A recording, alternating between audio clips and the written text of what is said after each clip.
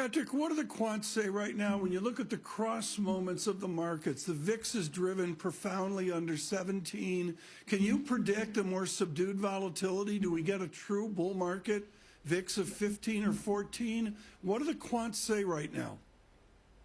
I think it's very likely that as we move through the year, we're going to see volatility start to dip below 15 for longer periods of time. What has really helped markets really in December was the fact that the VIX did start to normalize back toward this mid-teen level, and that's really a big driver of equity upside. And we think that's part of the call in this year. The VIX is still going to continue to fall. I don't think we're going to get quite as far as we were in the high single digits, very low double digits, but I think we could start to move towards a low to mid-teen level, and that's going to support further equity upside, particularly for this groups which benefit from that fall. Credit Suisse at 5,200 year-end on the S&P. Patrick Palfrey of Credit Suisse. Patrick, thank you, sir. 5,200 at Credit Suisse, 5,250 at Deutsche Bank, 5,300 at BMO, 5,330 at Oppenheimer. TK, they're the big bulls on the street going into the year ahead. Yeah. I'm glad you mentioned that, John, because I've been out of touch here a little bit, and I didn't realize we were out nicely to 5,200, 5,300 from some of the bull market case. You wonder how the bears regroup. John, I'm really interested off of the jobs report in Ellen Zentner's work on Friday, how Mike Wilson recalibrates. I understand Ellen's looking for 260 on Friday, Tom. The median estimate is 424. The difference between, say, Morgan Stanley and Credit Suisse right now, there are many, Lisa, but let's pick up on one of them. Credit Suisse at 5,200, Morgan Stanley at 4,400. You speak to Credit Suisse, they say this is a removal of accommodation. You speak to Morgan Stanley, Lisa, they'll tell you tapering's timing. Well, and really tapering is one step on a train that we are discovering, and it's going to be with rate hikes, and that seems to be the commonplace idea. But how much does the balance sheet really throw a wrench in some of these projections? And I know that I'm just, a stereotype of being and trying to look around the corners to all of the bearish places that we could possibly go. But this is the one that I keep hearing that really stands out to me. Balance sheet reduction changes the scenario and is a less controlled impact on markets than, say, rate hikes, and frankly, a less understood one. So any discussion of that could be a risk scenario that I wonder could be perhaps interpreted more as tightening. Lisa, do you think we've got too comfortable with the old timeline, the timeline in the previous cycle, when there's pretty good indication right now that that is not going to be the timeline used potentially for this timeline? And I don't just mean the timeline of sequencing, I mean the order of the sequencing as well for policy. Chairman Powell opened that conversation up, I think, in a significant way in the last news conference. And I think that you're pointing to Neil Kashkari, the key dove from Minneapolis on the Federal Reserve, is talking about 2 rate hikes and the balance of risks tilted a little bit more to inflation than perhaps undershooting, highlights how much that scene has shifted. President Kashkari, the costs of ending up in the high inflation regime are likely larger than the costs of ending up back in the low inflation regime. The Fed dove sounding a little bit different. Equity futures down 7 on the S&P from New York City with Tom Keene and Lisa Bravitz. I'm Jonathan Ferro. This is Bloomberg Surveillance. Now with the latest news from New York City and around the world, here's Michael Barr. Tom, Lisa, John, in Virginia, no deaths or injuries have been reported after hundreds of drivers were stranded on Interstate 95 when severe weather led to a roughly 50-mile stretch of gridlock. The winter storm dropped more than 11 inches of snow in a short time, leaving people stranded in their cars for more than 24 hours in the area of Fredericksburg. Virginia Governor Ralph Northam. First, we had rain, which meant that VDOT would adequately pre-treat the roads. Then we had slushy snow that fell a lot faster than our snow plows could move it. And then as the night fell, the temperatures dropped below freezing. Governor Northam says the event escalated when multiple tractor trailers jackknife on the interstate. The House committee investigating the January 6th riot at the Capitol is considering holding televised hearings during prime evening viewing hours so that the public can have the best opportunity to hear testimony and evaluate evidence.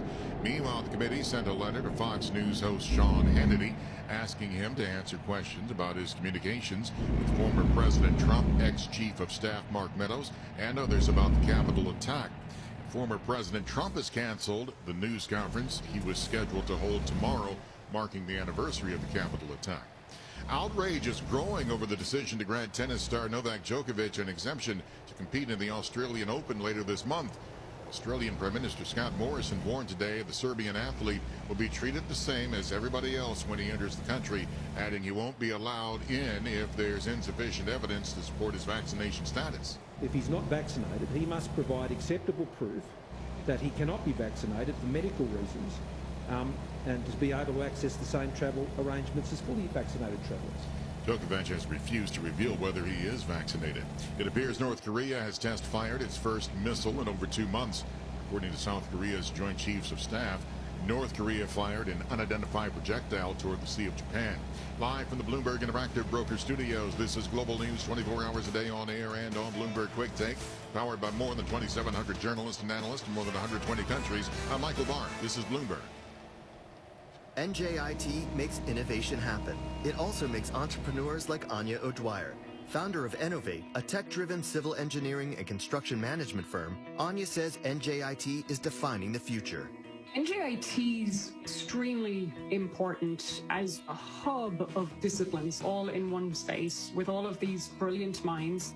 NJIT's role is huge when it comes to defining the future and how, from an interdisciplinary point of view, they have it all there, whether it's the innovation hub, the maker space. NJIT is already creating that collaboration between the disciplines, and you have civil engineers speaking to programmers, speaking to electrical engineers, and together they're creating advancements that we wouldn't have been able to do without those three minds coming together and solving a problem as one rather than solving it in isolation. NJIT, New Jersey Institute of Technology. Learn more at njit.edu. Burden LLP Accountants and Advisors presents Tax Chat with Lisa Goldman, partner and leader of Burden's International Tax and Advisory Practice. If you're a high net worth individual with international investments or a business owner with operations overseas, it is essential to have a tax advisor who knows how to protect your assets on a global scale. Owning and investing in foreign corporations comes with certain tax responsibilities. Burden Accountants and Advisors works with clients to ensure that they understand the intricacies of the global market, maximize the tax opportunities available, and reduce the challenges presented by international tax laws. If you're a high net worth individual or a business owner, let Burden help protect you, your family, and your business. For more tax chat from Burden Accountants and Advisors, visit burdenllp.com. That's BERDONLLP.com. Burden Accountants and Advisors. We listen, we solve, we do. Influential conversations from Bloomberg Television. Here's Francine Lacroix. Let's get more on this with Mike Bell, Executive Director and Global Market Strategist at JP Morgan Asset Management. Mike, so good to speak to you. We have like 1,000,001 questions as we get ready for 2022. Is it just going to be overall much more difficult to invest as volatility gets underway? I think there's certainly a chance of volatility is going to be higher. I mean, I've seen a lot of research in the last few days suggesting that we don't need to worry too much about Omicron because deaths are not rising despite the sharp pickup in cases. But when I look at the hospitalization data, both in the UK but also in Europe and in the US, it's rising pretty sharply now. And okay, in the UK, the ICU data is not going up, but in places like Italy and Spain and France, it has been rising, and likewise in the US. So it seems to me a little bit premature to say that we don't need to worry too much about Omicron just yet. So for me, that's clearly the kind of key risk that investors are potentially being a little bit complacent about. Equity markets could withstand a 10-year Treasury yield at 2, maybe even 2.5% without too much trouble.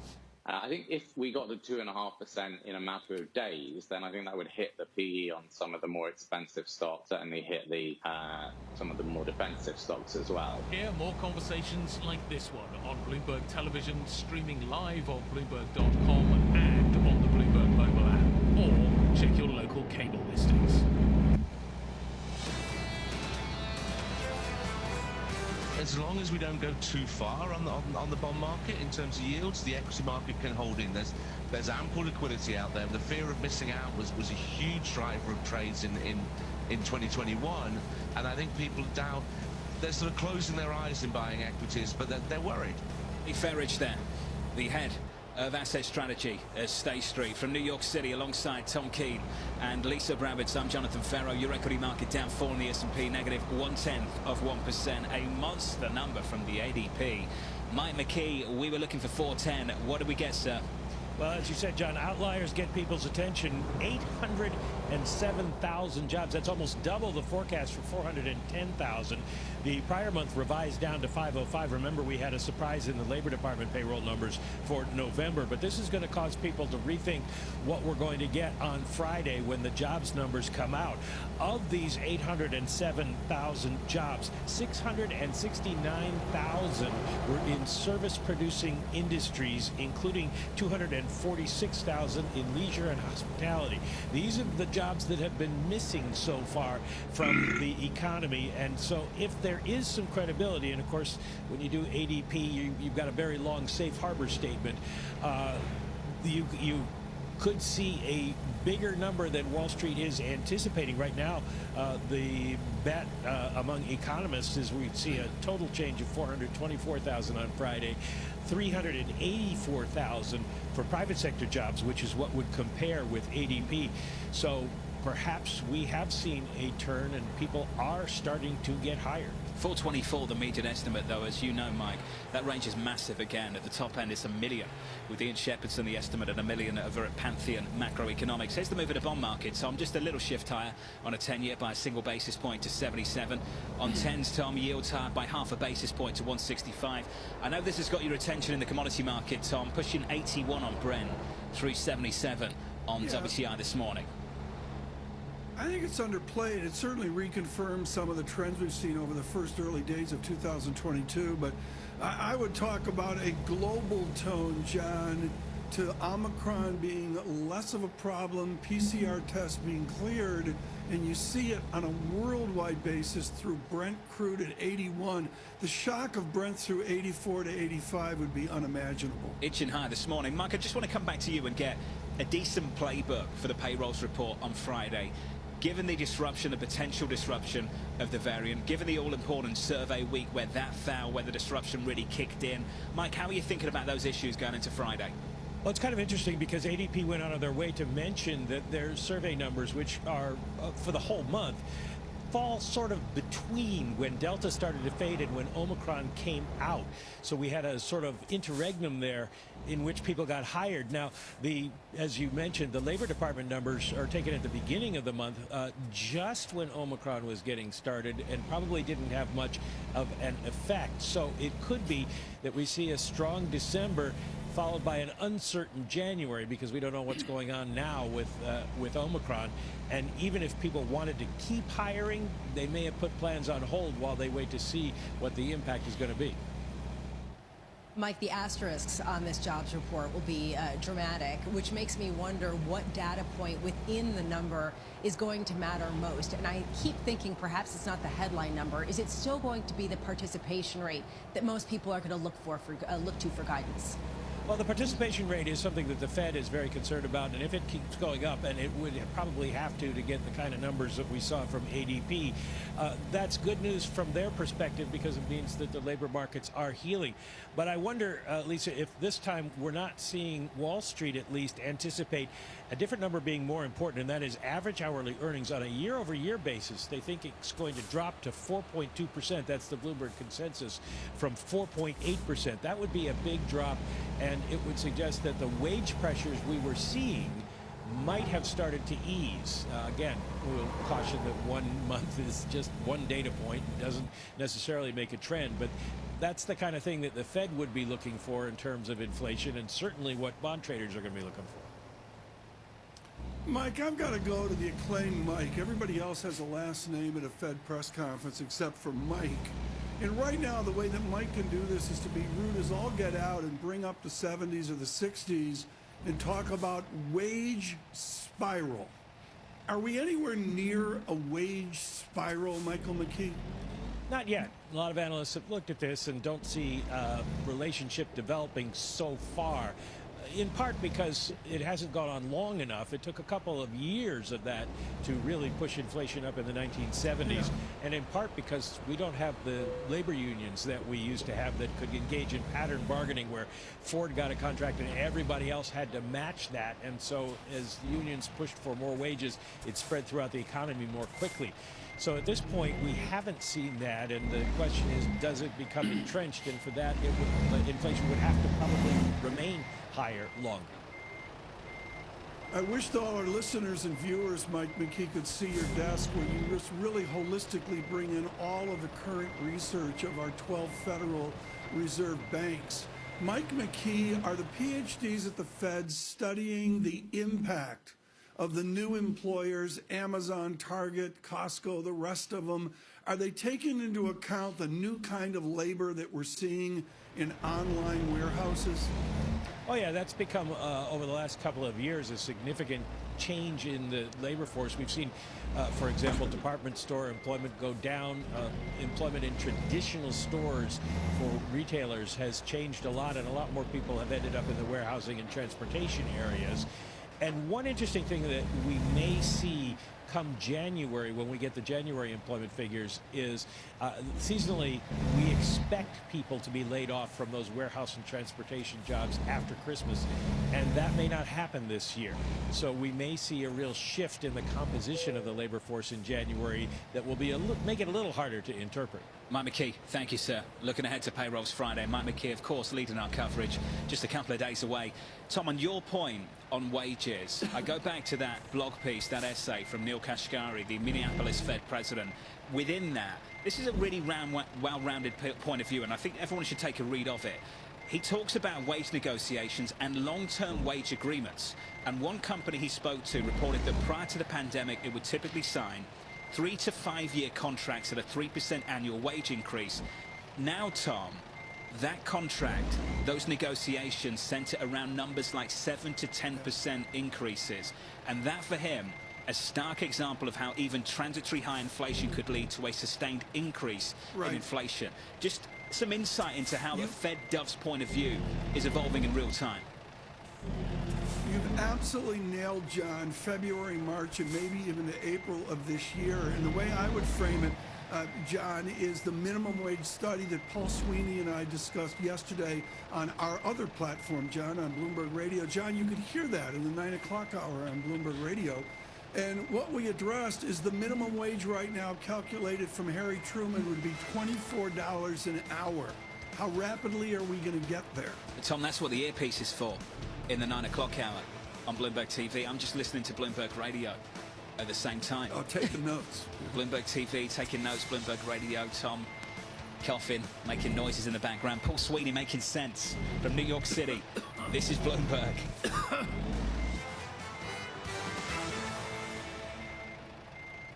The Alzheimer's Association and the Ad Council present the story of Tom and Levi. Tom is the smartest man I know. He's been a professor at 2 major universities, been a teacher for over 40 years. One day, he told me that he was having problems in his classes. I think one of the students had asked the question and he didn't remember the answer. And I also noticed that he was letting his class out earlier than they were supposed to let out. And he was telling them that he was doing it as a favor to them, but I think in reality, he just wanted to get out of there. I was really starting to worry because I saw something was wrong. Levi and I talked about how it would change our lives, but he was there beside me, and my love for him was just immense. When something feels different, it could be Alzheimer's. Now is the time to talk. Visit alz.org/ourstories to learn more. A message from the Alzheimer's Association and the Ad Council. For the Jewish Communal Fund, past president Noel Spiegel. People often ask me why it's important to use JCF for their charitable giving. I tell them that JCF has a profound impact on our community. Thanks to the revenue generated from our funds, JCF makes an annual $2 million grant to UJA Federation of New York and makes grants from our endowment, the Special Gifts Fund. This year, we proudly granted more than $800,000 to support a kosher food pantry at Mid-Island YJCC, Jewish daycare at the Ed Alliance, a renovation at Camp Oakhurst, and an intergenerational Holocaust program at Ramaz. I'd like you to hear about our impact from a past Special Gifts Fund recipient. Plaza Jewish Community Chapel is most grateful to JCF for supplying seed money to start the organization. Almost 10,000 families have relied on Plaza to provide an affordable yet dignified Jewish funeral. Let JCF maximize your impact. Visit jcfny.org or call 212-752-8277. This is a Bloomberg Money Minute, Sony is exploring the commercial launch of its own electric vehicle, joining rivals in a rush into the red-hot industry. The CEO announced the establishment of Sony Mobility at the Consumer Electronics Show and rolled out an SUV-type electric vehicle prototype. No details on pricing or release date were made available. Meanwhile, Sony also announced an exclusive game for its next-generation virtual reality headset, dubbed the PSVR 2. Horizon Call of the Mountain will be among the first to tap into the increased capabilities of the new virtual reality device. American Express has postponed its return to U.S. offices amid a surge in COVID cases linked to the Omicron variant. Amex joins a growing list of financial firms making similar moves. The company had previously said it planned to start bringing back employees starting January 24th. The New York-based credit card firm will give employees 2 weeks' notice before it starts bringing a larger number of staffers back to their desks. Gina Cervetti, Bloomberg Radio. If knowledge is power, the Bloomberg Terminal is your power up, connecting you to real-time financial data, market-moving news, powerful analytics, and an influential network of financial decision makers around the world. Share ideas, negotiate trades, and gain the insight you need to make more informed decisions. See how the terminal can take your workflow to the next level at Bloomberg.com/professional. The news that completes your market day. This is the big headline that's catching investors' attention. And the stories that make your business week. Wasn't inflation dead just a few years ago? Bloomberg Business Week, weekdays at 2 p.m. Eastern on Bloomberg Radio.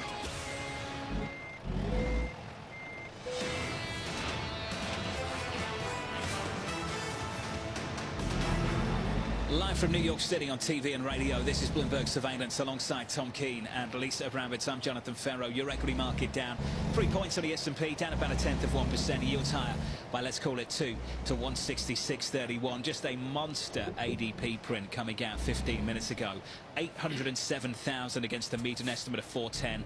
Going into payrolls Friday, TK looking for 424,000.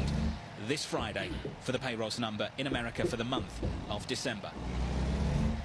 And John, let's stay on this before we get to Greg Dacko. I think it's really important to point out here that this makes a claims statistic tomorrow at 8:30 ever more important.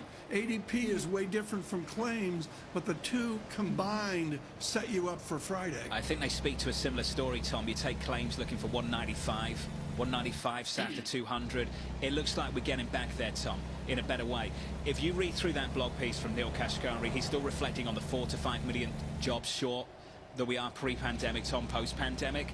There is a belief we still need to have work to do, but an acknowledgement that this labour market's pretty tight. Demand's sky high, and Lisa's gone through the job openings in America a million times. There's a lot of them, Tom. It's just a lack of supply. That's the issue. Greg Dacko joins us right now. John Farrell, Lisa Abramowitz, and myself here. We're thrilled you're with us on radio and TV. Gregory Dacko of Oxford, and we're thrilled he could join us as we get to jobs report this morning.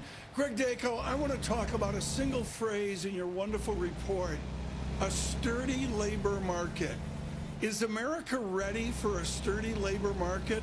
What percentage of government America, corporate America, John Farrell America, what percentage have ever seen a sturdy labor market?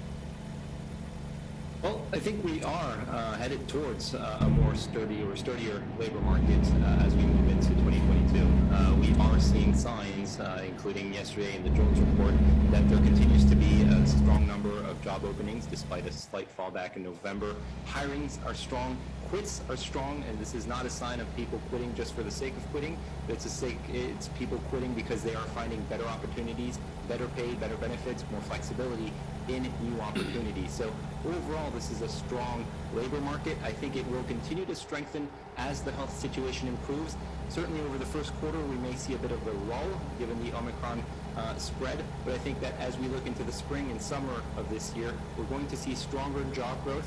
And again, some of the underlying details in terms of claims, in terms of jolts, and in terms of this morning's ADP report are favorable and point in that direction of a strong and sturdy labor market.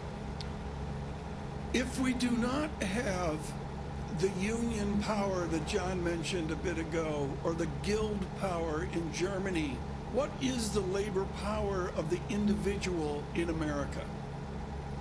Well, I think right now the key question is really, as you point out, whether labor supply comes back online and how strongly it comes back online. We're certainly going to get a bit of a delay in terms of that labor supply coming back online. But I don't think that this shortfall that we're seeing right now, these strains that we're seeing right now, are structural in nature. I think that as the labor market continues to improve, we're going to see people come back into the labor force. And that's really, for me, going to be the key element to watch over the coming months, not just in the December payrolls report, but over the coming months as to how strongly the labor force participation rate increases. A sign that it continues to increase would act as a relief valve on the wage front, and would be a sign that we're not headed towards an environment where there is increasing wage price inflation and that risk of a spiraling type of dynamic. I don't think we're there. I don't think we're going to get there. I think we're going to be in an environment where, indeed, in a sturdy labor market, we're going to see stronger labor force participation. There is a bit more bargaining power for workers at this stage of the labor market recovery, but I think that will gradually erode and will, over the course of the year, head back towards a labor market that's more similar to pre-COVID than it is to what we've seen over the past few months. To build on Tom's good question, and Greg, your good response, there is a why underpinning some of these comments, a why people have remained out of the labor force. Is it because they've been worried about a health scare? Is it worried about what their life is going toward? I mean, the Great Resignation is a real thing. Or is it just that they have so much money in the bank they can afford to sit out? What do you think is the main driver that we've seen so far? I think it's a mix of everything. We tend to want to always put one response on any given problem, but oftentimes it's a combination of factors. If you look at our lives today, they're very different than they were 2 years ago. We have a health situation that is far from being resolved, and the latest Omicron spread is evidence of that. We have a schooling system that is not at all like what it was before. Childcare more broadly isn't what it was before the COVID crisis. We have an environment in which people do have some savings on the side that allow them not to work. We have people that have decided that they have better opportunities in terms of work to do different things that they were doing before. And we're seeing the burnout effect of this long COVID environment, which is also weighing on people's desire to work. So it's a combination of factors. But as I said earlier, I'm optimistic that as the health situation improves over the course of the year, we're going to see people come back into the labor force. The schooling system, the childcare system is going to improve as the health situation improves. The savings are not going to last forever. We already have started to see people draw onto their savings, and so that's going to be another incentive to get back to work. So over the course of the next few months, next year, next couple of years, we're going to see labor supply come back. Again, I don't think that we're in an environment where labor supply is structurally constrained. I think it is constrained for, and will be constrained for, a persistent period of time, but that will gradually alleviate as we move through the rest of the year. And so this really goes to the idea, and you were saying you don't believe in a wage spiral, neither does Janet Yellen, Treasury Secretary, and yet you're also facing increasing inflation when it comes to rent prices, when it comes to supply chain disruptions. The signs point to going on for a longer period of time due to the Omicron variant and some of the zero COVID policies. So how do you dovetail the idea that wages need to keep up with consumer price inflation, but not perhaps get ahead of it and create a spiral? How close are we to the threshold of, I don't want to say stagflation, but something that looks a little bit more like a crimp on growth when it comes with higher consumer prices? Yeah, I certainly don't think we're in a stagflationary type of environment, which would be synonym of no growth or low growth and high inflation.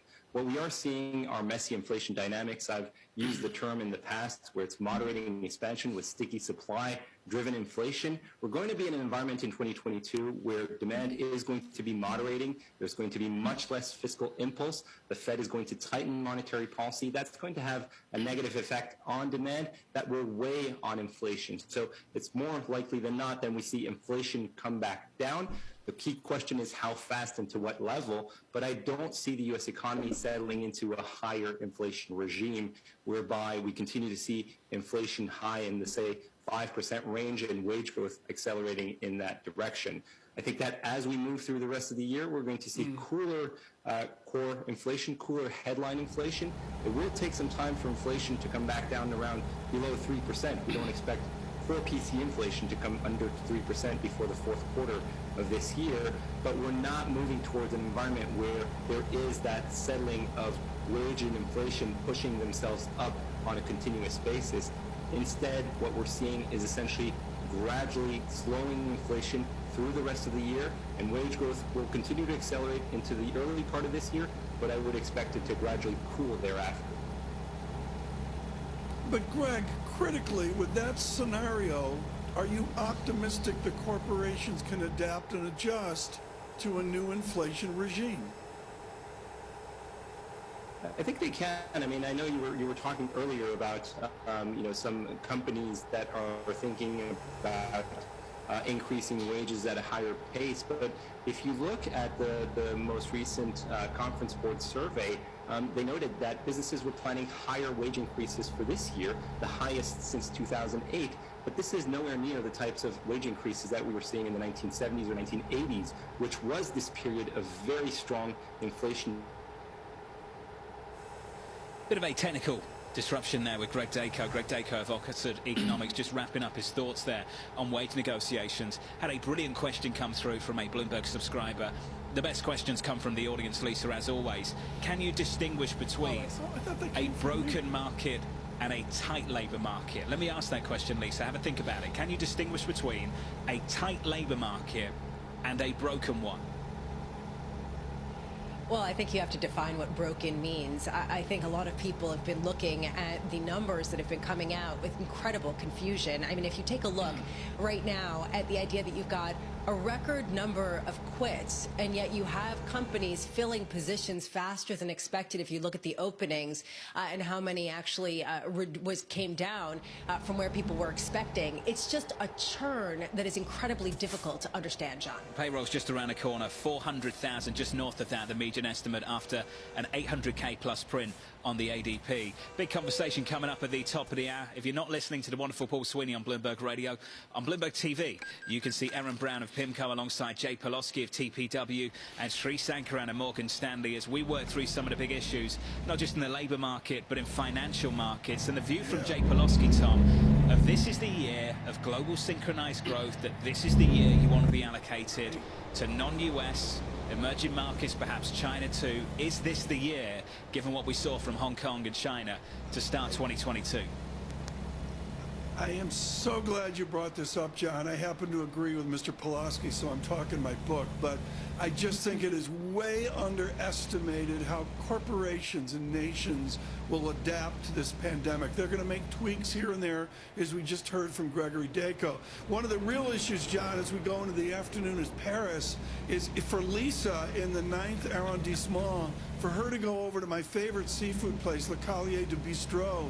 I mean, it's a no-brainer, John. You can literally walk there from where she is off Houseman. Is that the sun coming up in Paris, Manhattan, Tom? It's just coming up now. Foggy today. So is it? Okay. Lisa, get some rest. It's good to see you smiling. Elisa Bramis and Tom Keane slowly getting back into it in 22, and eventually we'll get them back into the office. Futures down 4. We're negative 0.1% from New York. This is Bloomberg. Now with the latest news from New York City and around the world, here's Michael Barr. Tom, Lisa, John, classes are canceled in Chicago today after the teachers union voted to pause in-person learning and switch to remote amid a surge in COVID cases. At a news conference last night, Chicago Public Schools CEO Pedro Martinez said schools will remain open for administrators and staff, and students who show up will not be turned away. We will still continue to provide essential services, and we'll have a plan, whether it's for nutrition. We still have COVID testing that's scheduled in the schools. Atlanta and Detroit public schools have gone to virtual learning. In New York State, hospitalizations have topped 10,000, a number not seen since May of 2020. In New York City, the Bronx tops all the boroughs with a 27% COVID positivity rate, and in some sections, the rate is closer to 50%. Borough President Vanessa Gibson. I think the fact that more people are getting tested is driving up the numbers. I think the exposure, we still have too many people that are not wearing face masks. We also know that many people are not vaccinated. Gibson says there are still very long lines at testing centers. The House committee investigating the January 6th riot at the Capitol is considering holding televised hearings during prime evening viewing hours. The panel's chair says the public needs to have the best opportunity to hear testimony and evaluate evidence. Meanwhile, former President Donald Trump abruptly canceled a news conference he had scheduled to coincide with observances of the Capitol attack. Trump says he'd provide comments instead at a rally planned for January 15th in Arizona. And Fox News TV personality Sean Hannity is the latest Trump ally to have his text messages reviewed by the House Select Committee. Motorists who were trapped on a 50-mile stretch on I-95 in Virginia this week, some for more than a day, want to know why it took so long to get help and how a snowstorm could paralyze the major roadway. Many sat in the cold with very little food. North Korea appears to have launched its first ballistic missile in about 2 months. South Korea's military says the North fired into the waters of the East Coast. Live from the Bloomberg Interactive Broker Studios, this is Global News 24 hours a day on air and on Bloomberg Quick Take, powered by more than 2,700 journalists and analysts in more than 120 countries. I'm Michael Barr. This is Bloomberg. This is your Bloomberg Real Estate Report. I'm Denise Pellegrini. Watch for home prices to continue to jump again this year. That's if recent demand is any indication. Suburban markets in Southern California, we're seeing bidding wars in the 50 to 70% range of the market, depending on the subsets you're looking at. And Jonathan Miller, president of appraiser Miller Samuel, also says even as mortgage rates creep higher, buyers will still likely be out there trying to snag their dream homes. A lot of the economic damage from COVID was heavily weighted against lower wage earners, which tend to be more renters than, or lower half of the housing market buyers, that the upper half is essentially run unabated. And we're seeing a tremendous amount of bidding wars. Meantime, Zillow says the hottest real estate markets this year could be Tampa, Jacksonville, Raleigh, San Antonio, and Charlotte. And that's your Bloomberg Real Estate Report. I'm Denise Pellegrini. What's the true value of your custodial relationship? Ben Harrison of BNY Mellon's Pershing explains. As sophisticated investors demand more from their advisors, advisory firms in turn need to rely on their custodian to help them grow their complex businesses. At BNY Mellon's Pershing, supporting the rapid growth of RIAs is our #1 priority. We understand what it means to deliver true value to our clients who are looking for a custodian that is aligned with their best interest and delivers high-value solutions, all in an open architecture environment with flexibility, choice, and transparency. Learn why so many of the largest advisory firms turn to us for the financial strength, resiliency, and high-touch service that BNY Mellon Pershing provides. When you work with Pershing, we put your business first. Can your custodian say that? Learn more at Pershing.com or call 800-445-4467. Pershing Advisor Solutions, LLC. Member FINRA SIPC. Connecting decision makers to a network of news and financial information 24 hours a day. Powered by more than 2,700 journalists and analysts in more than 120 countries. This is Bloomberg Radio. Now, a global news update. There are no classes for Chicago Public Schools this morning. The teachers union voted last night to discontinue in-classroom learning today amid an increase in COVID cases. Chicago Teachers Union President Jesse Sharkey. Despite the federal help, despite the work that the Biden administration did to help the school district, the mayor of the city hasn't been serious about setting up testing, and so that's the problem. As some parents are left looking desperately for daycare, there is no word on what would happen in the days ahead. CPS CEO Pedro Martinez says school buildings will be open to provide COVID-19 testing and take-home meals will be available to students from 9 a.m. to noon. The CDC is hours away from possibly signing off on COVID boosters for millions of children. Advisors are meeting today on a third shot for 12 to 15-year-olds, and then it's up to the director. People in the mid-Atlantic states are digging out from this week's monster snowstorm, and that could be a look in the future for the people in the Northeast. Forecasters say another storm is on the way. It'll start blowing across the Midwest today. I'm Michael Kastner. When unprecedented events are unfolding, it's important to let history teach us. Do you think it's a different world for the Fed? Bloomberg Balance of Power with David Weston. Weekdays at noon Eastern on Bloomberg Radio, the Bloomberg Business app, and BloombergRadio.com.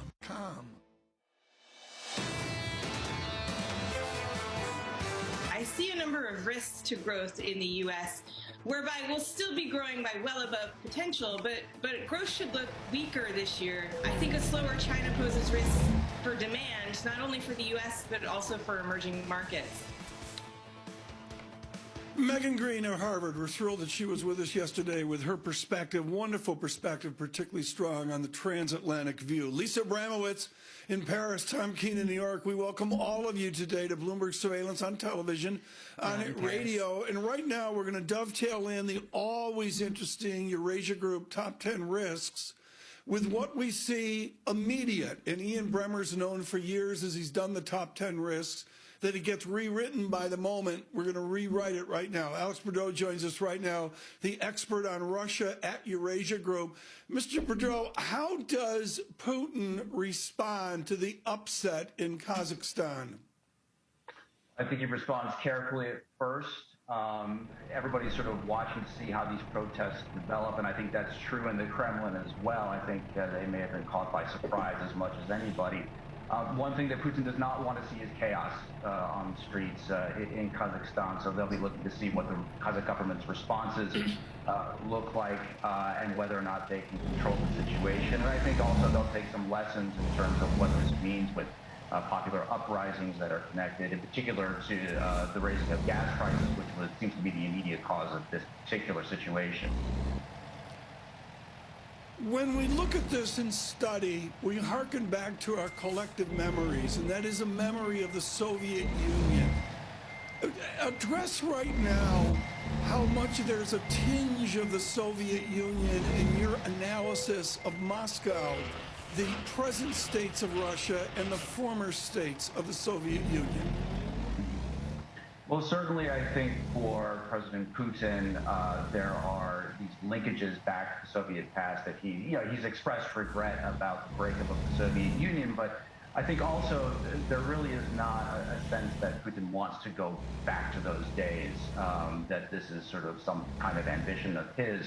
But I think in the general area, whether we're talking about Kazakhstan or whether we're talking about Ukraine, or the crisis in Belarus as well, Moscow continues to believe that it has a very important role to play in this region, that it's its sphere of influence, and that leads to some of the tensions between Russia and the West that we've been seeing just over the last couple of years. So Russia's always a problem spot, typically, when you look at some of these geopolitical maps of potential risks. And here we have it at number 5. It moved up significantly. I believe that you said it wasn't even on the list last year. So what changed to make it in a situation, and certainly the relationship between the U.S. and Russia, at the brink's edge of precipitating some sort of international crisis now versus, say, 12 months ago when it was just Russia? Well, I think in 2022, we're looking at, a few issues that could actually lead to crisis. Certainly, there's, the U.S.-Russia relationship has been particularly bad over the last several years, but it's these specific problems. And of course, right now, the big focus is on the situation with Ukraine, with Putin's demands about basically a redrawing of the Eastern European security order as well. And that's led to these major tensions just over the last couple of months. But beyond that, if we look ahead later to the year, there's concerns about whether or not Russian actors, whether they're state or non-state actors, will interfere in the U.S. midterm elections. That has been a big red line for President Biden. He's made that pretty clear. And so the trigger for some sort of U.S. response to that is fairly low.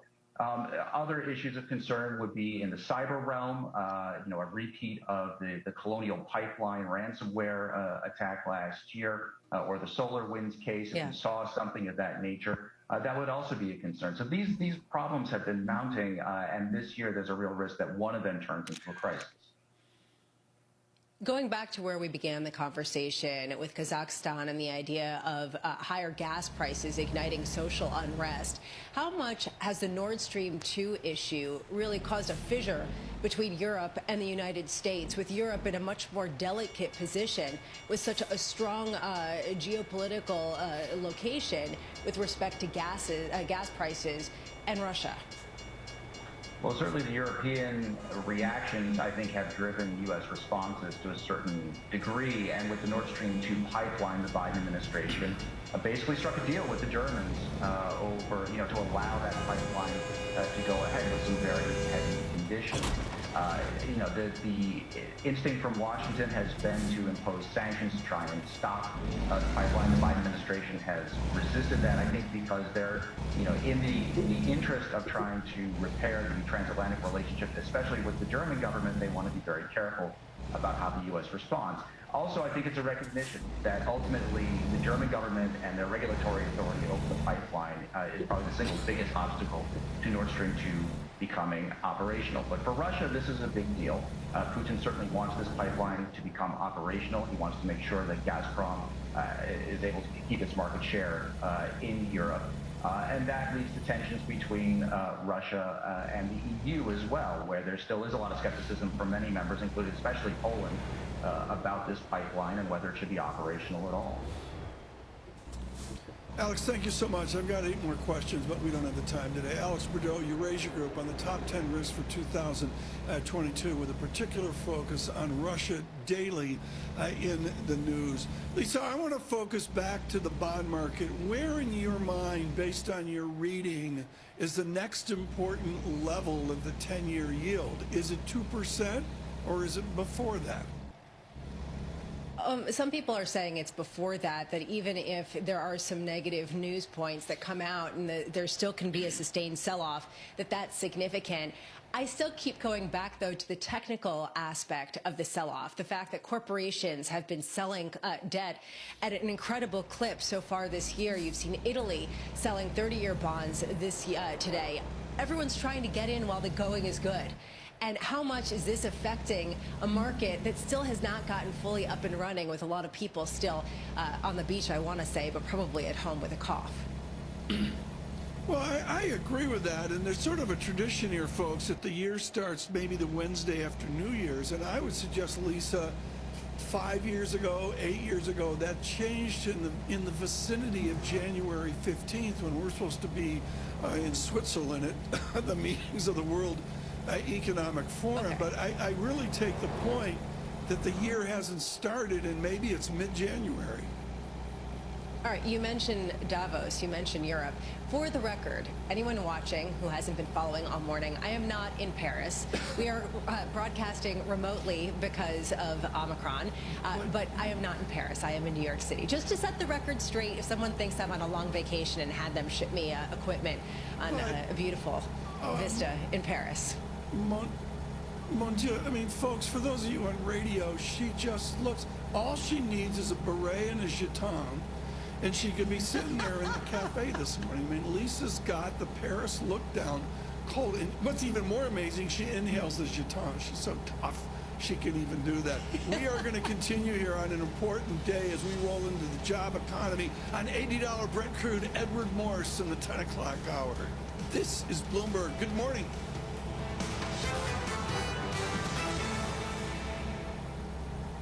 What I know about courage, I learned from my adoptive mom. She said sometimes you just gotta hold on and know we'll get through this. Mom, we are so high up. Hold my hand. No, you hold my hand. Here we go. Learn about adopting a teen from foster care. You can't imagine the reward. Visit adoptuskids.org to find out more. I learned patience from my adoptive dad. All he had to say was, "Hey, you got this. Just breathe." Hey, we're pretty good. Yeah. Might have to start a band. I got it. Learn about adopting a teen from foster care. You can't imagine the reward. Visit adoptuskids.org to find out more. This message is brought to you by Adopt US Kids, the U.S. Department of Health and Human Services, and the Ad Council.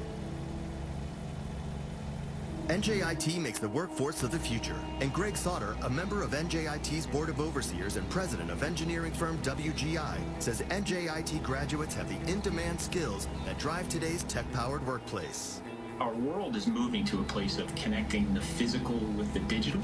In the field of engineering and infrastructure, there's not a thing that we do that's not being changed by technology.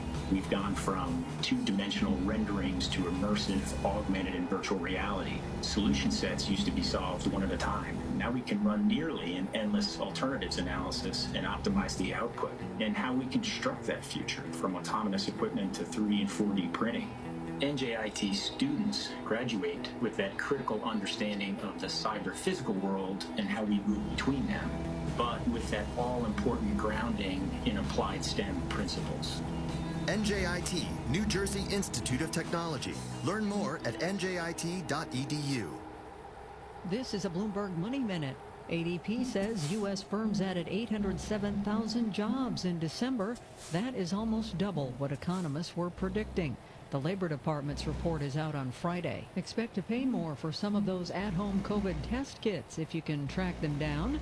Walmart and grocery giant Kroger are both raising the price for the popular Binax Now test since a deal they made with the White House on pricing has expired. Walmart is boosting prices from $14 to around $20. Kroger now lists a price of nearly $24 for the kit.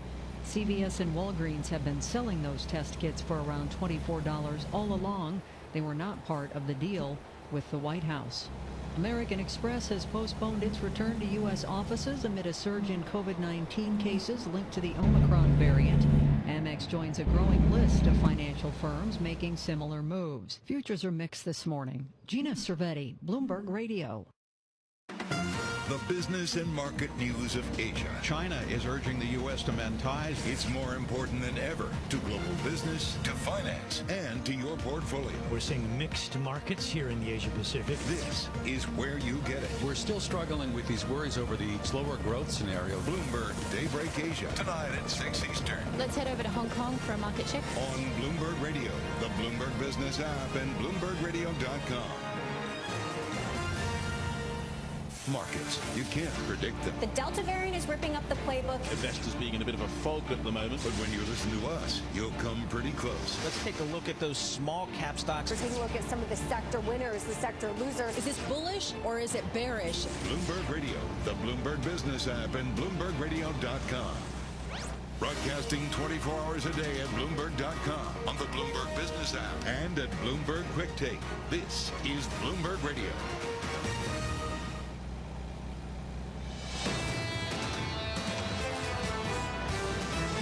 This is Bloomberg Surveillance. The good news for investors is this bull market probably does have some legs. We're still significantly underestimating the earnings story. I think the so-called everything rally continues. As long as we don't go too far on the bond market in terms of yields, the equity market can hold in. There's ample liquidity out there. It's all about rates and risk appetite, of course. The Fed and the Powell put are very real. Bloomberg Surveillance with Tom Keene and Paul Sweeney on Bloomberg Radio. Good Wednesday morning from the Bloomberg Interactive Broker Studio in New York City and points beyond to our worldwide audience. On the eco front, ADP jobs numbers, they came in much better than expected. Equity futures, they point to a slightly lower open. Not going to oversell that, as Tom would say. Yields, they do push higher with a 10-year Treasury yielding 1.65% on the commodities front. WTI crude oil, it's higher, just under about $78 a barrel. Good look at the pump. Gold is higher again, $18.25 an ounce. Bitcoin, it's slightly higher, just over $46,000 per token. I've been looking at the yield curve for a long time, and I've always been saying we've got a Federal Reserve that is accelerating tapering. We've got a Federal Reserve that's talking about raising rates. Yet my 10-year was just sticking there with 1.4, 1.5%. But I look down today, 1.65%. We've got yields moving higher. So I said we got to talk to our good friend and soccer guru, Ira Jersey. He does, I think, interest rates for Bloomberg Intelligence. He's been doing it for like 20, 25 years on Wall Street. He is our go-to guy, Ira Jersey. So, Ira, we're starting to see the yield curve reflect, I think, where the Fed wants to go. What do you make of it? Yeah, so we certainly the last couple of trading days have really seen a lot of new risk positions being added.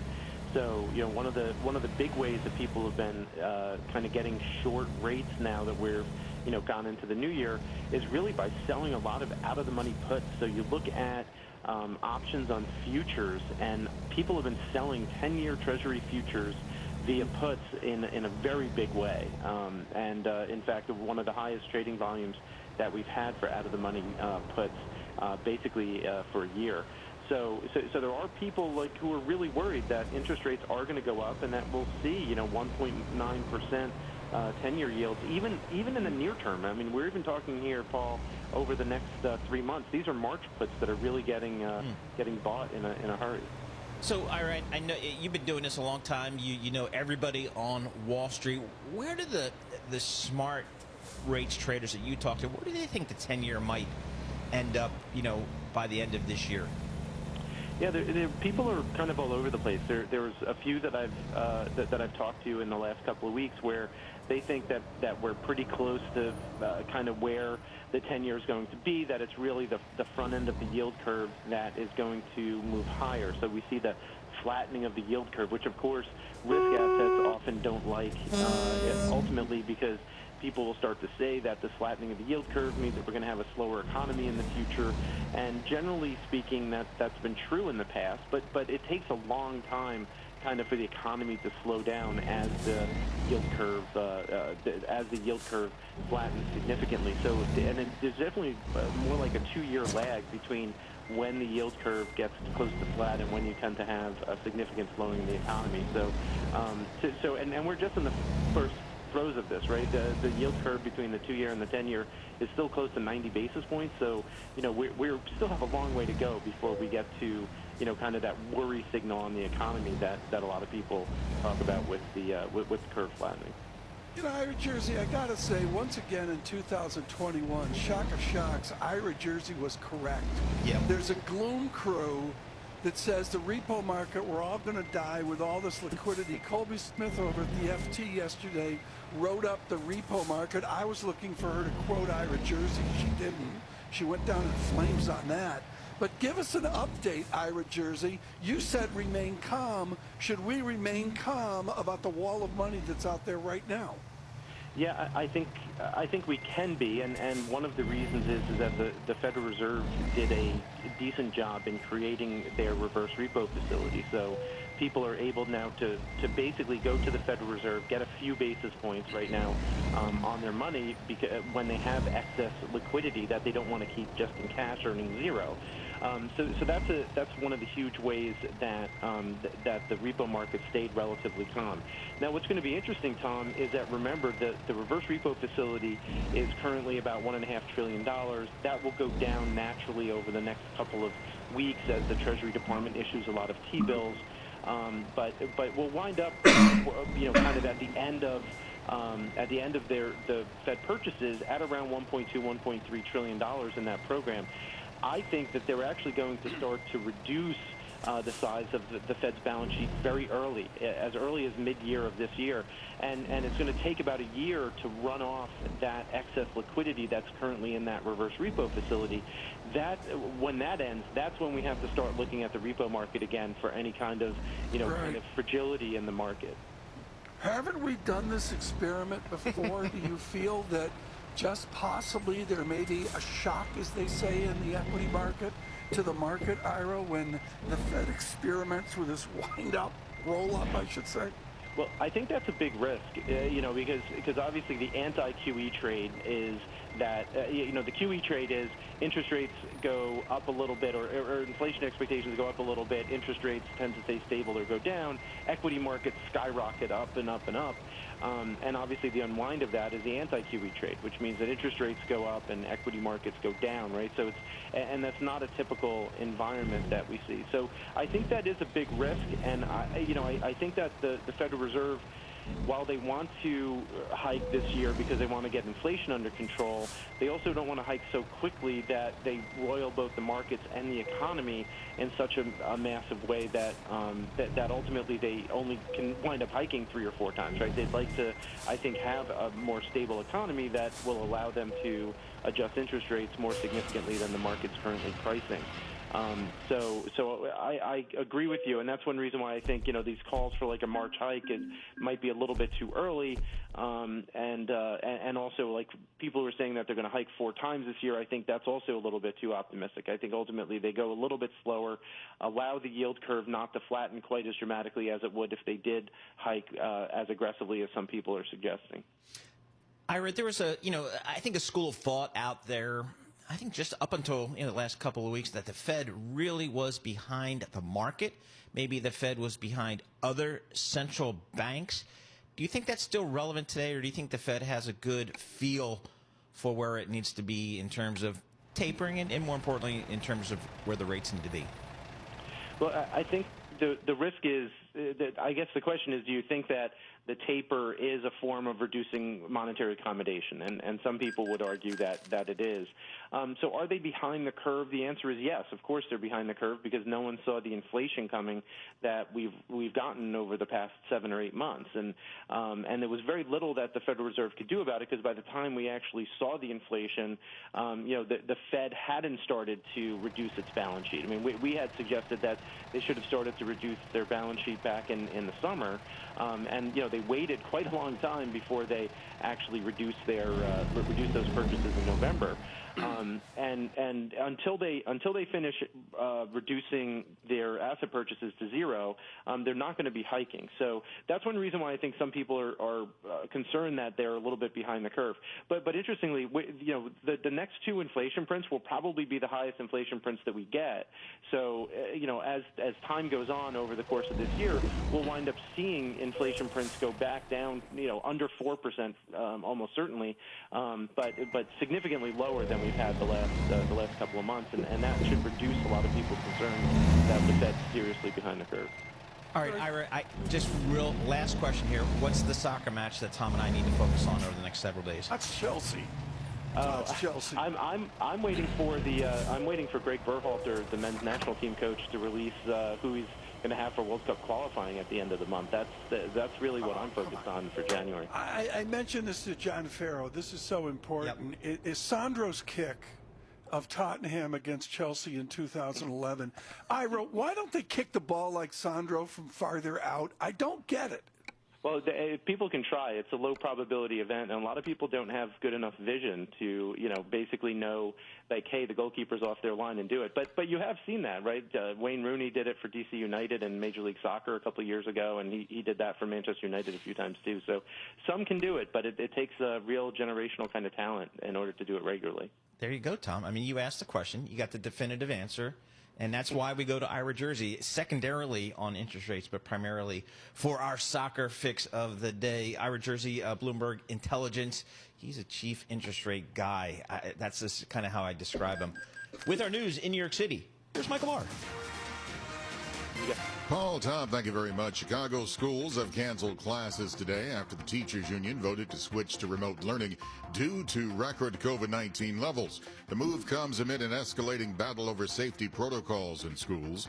Chicago Department of Public Health Commissioner Dr. Allison Arwady expressed frustration with the union's vote.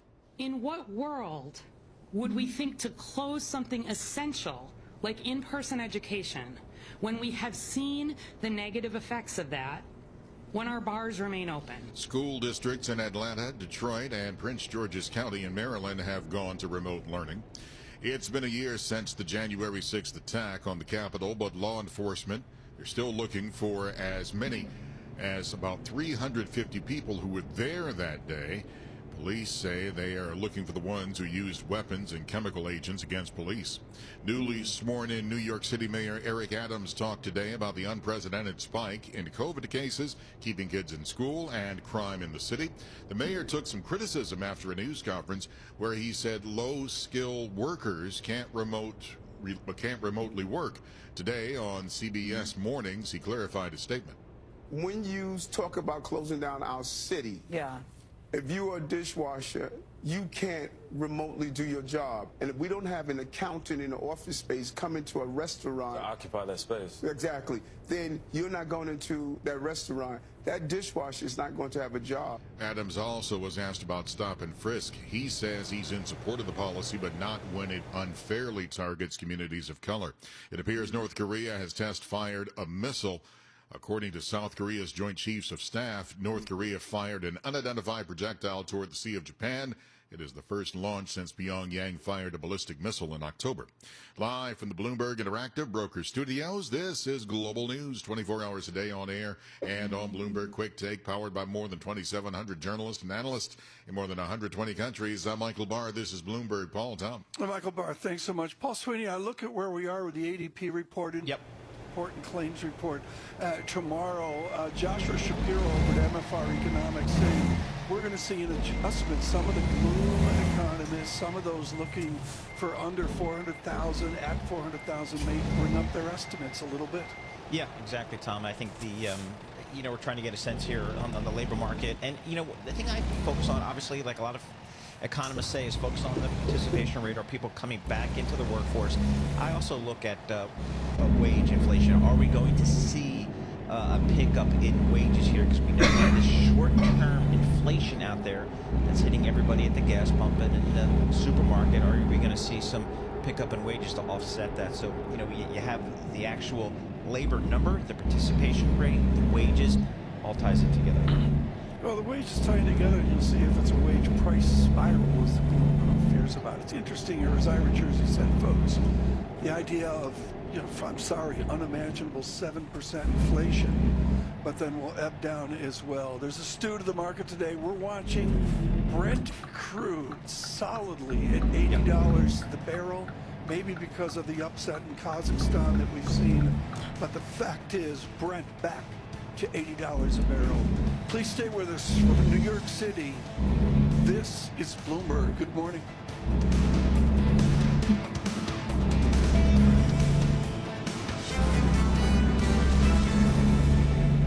LLP Accountants and Advisors presents Tax Chat with Lisa Goldman, partner and leader of Burden's International Tax and Advisory Practice. It's a smart business practice to diversify your investment portfolio, and many investors look for opportunities in different countries to achieve this objective. However, investing overseas can be complicated and often requires working with a specialist who has a firm grasp of both domestic and international tax law. At Burden Accountants and Advisors, our experienced team works with clients to help them develop cross-border tax plans that minimize their tax liabilities, ensure compliance, and save them money. If you're a high net worth individual or a business owner, let Burden help protect you, your family, and your business. For more tax chat from Burden Accountants and Advisors, visit burdenllp.com. That's BERDONLLP.com. Burden Accountants and Advisors. We listen, we solve, we do. This is Daniel Blazer. I'm a trustee of the Jewish Communal Fund and chair of the Special Gifts Committee. Back in March, when the world came to a grinding halt with the coronavirus crisis, I turned to the Jewish Communal Fund to make grants to charities that were important to me. Our community of fund holders responded generously, and so did JCF. Through our Special Gifts Fund, which functions like an endowment, JCF made a grant of $1 million to UJA Federation of New York and the Metropolitan Council on Jewish Poverty to fight food insecurity and provide much-needed assistance to Holocaust survivors and single parents who have been impacted by the crisis. If you are not using a donor-advised fund for your giving, now is the time. Working with the Jewish Communal Fund is easy. It's convenient, it's efficient, and it enables you to focus on your charitable giving, especially in difficult moments like these. To find out how JCF can maximize your charitable impact and reduce your tax burden, visit jcfny.org. Influential conversations from Bloomberg Television. Here's Danny Berger. Joining us now is Janet Mui, head of market analysis at Brewin Dolphin. Janet, good morning to you. Happy New Year to you as well. Can equity markets remain unspoilt by this March higher in yields? Hi, good morning. Happy New Year, Danny. Thanks for having me. Yes, this is what we think. We have been pro-risk for pretty much throughout 2021, and we're still keeping that stance, primarily because of our economic assessment. We judge that we are currently in the mid-cycle phase of the business cycle, so we are likely to see a bit slower growth from the very strong pace last year, but still it's going to be very, very supportive for risk assets. And with regards to bond yields, we see modestly higher bond yields this year, primarily as the Fed is going to tighten its policy. But we saw inflation at 6.8%, at the end of last year, and it is likely to moderate towards more like 3% by the end of the year. And as a result, we feel that the Fed is able to probably dial back some of its hawkishness towards the end of the year. And as such, we don't think that the bond yields will rise so much to the extent that it will shock the market or will deter the current equity rally. Hear more conversations like this one on Bloomberg Television, streaming live on Bloomberg.com and on the Bloomberg mobile app. Or check your local cable listings. Markets news, headlines, and breaking news 24 hours a day at Bloomberg.com, the Bloomberg Business app, and at Bloomberg Quick Take. This is a Bloomberg Business Flash.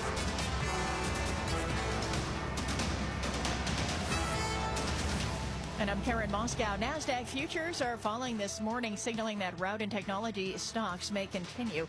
We check the markets every 15 minutes throughout the trading day on Bloomberg. S&P futures, they're little change this morning, so are Dow futures. But again, NASDAQ futures are down about 68 points. The DAX in Germany's up 0.7%. 10-year Treasury down 1/32, yield 1.65%. Yield on the 2-year 0.78%. NYMEX crude oil is up 1.1% of 84 cents at $77.82 a barrel. COMEX gold up 0.7% or $13 at 18.2760 an ounce. The euro 1.1328 against the dollar. British pound 1.3551. The yen 115.73.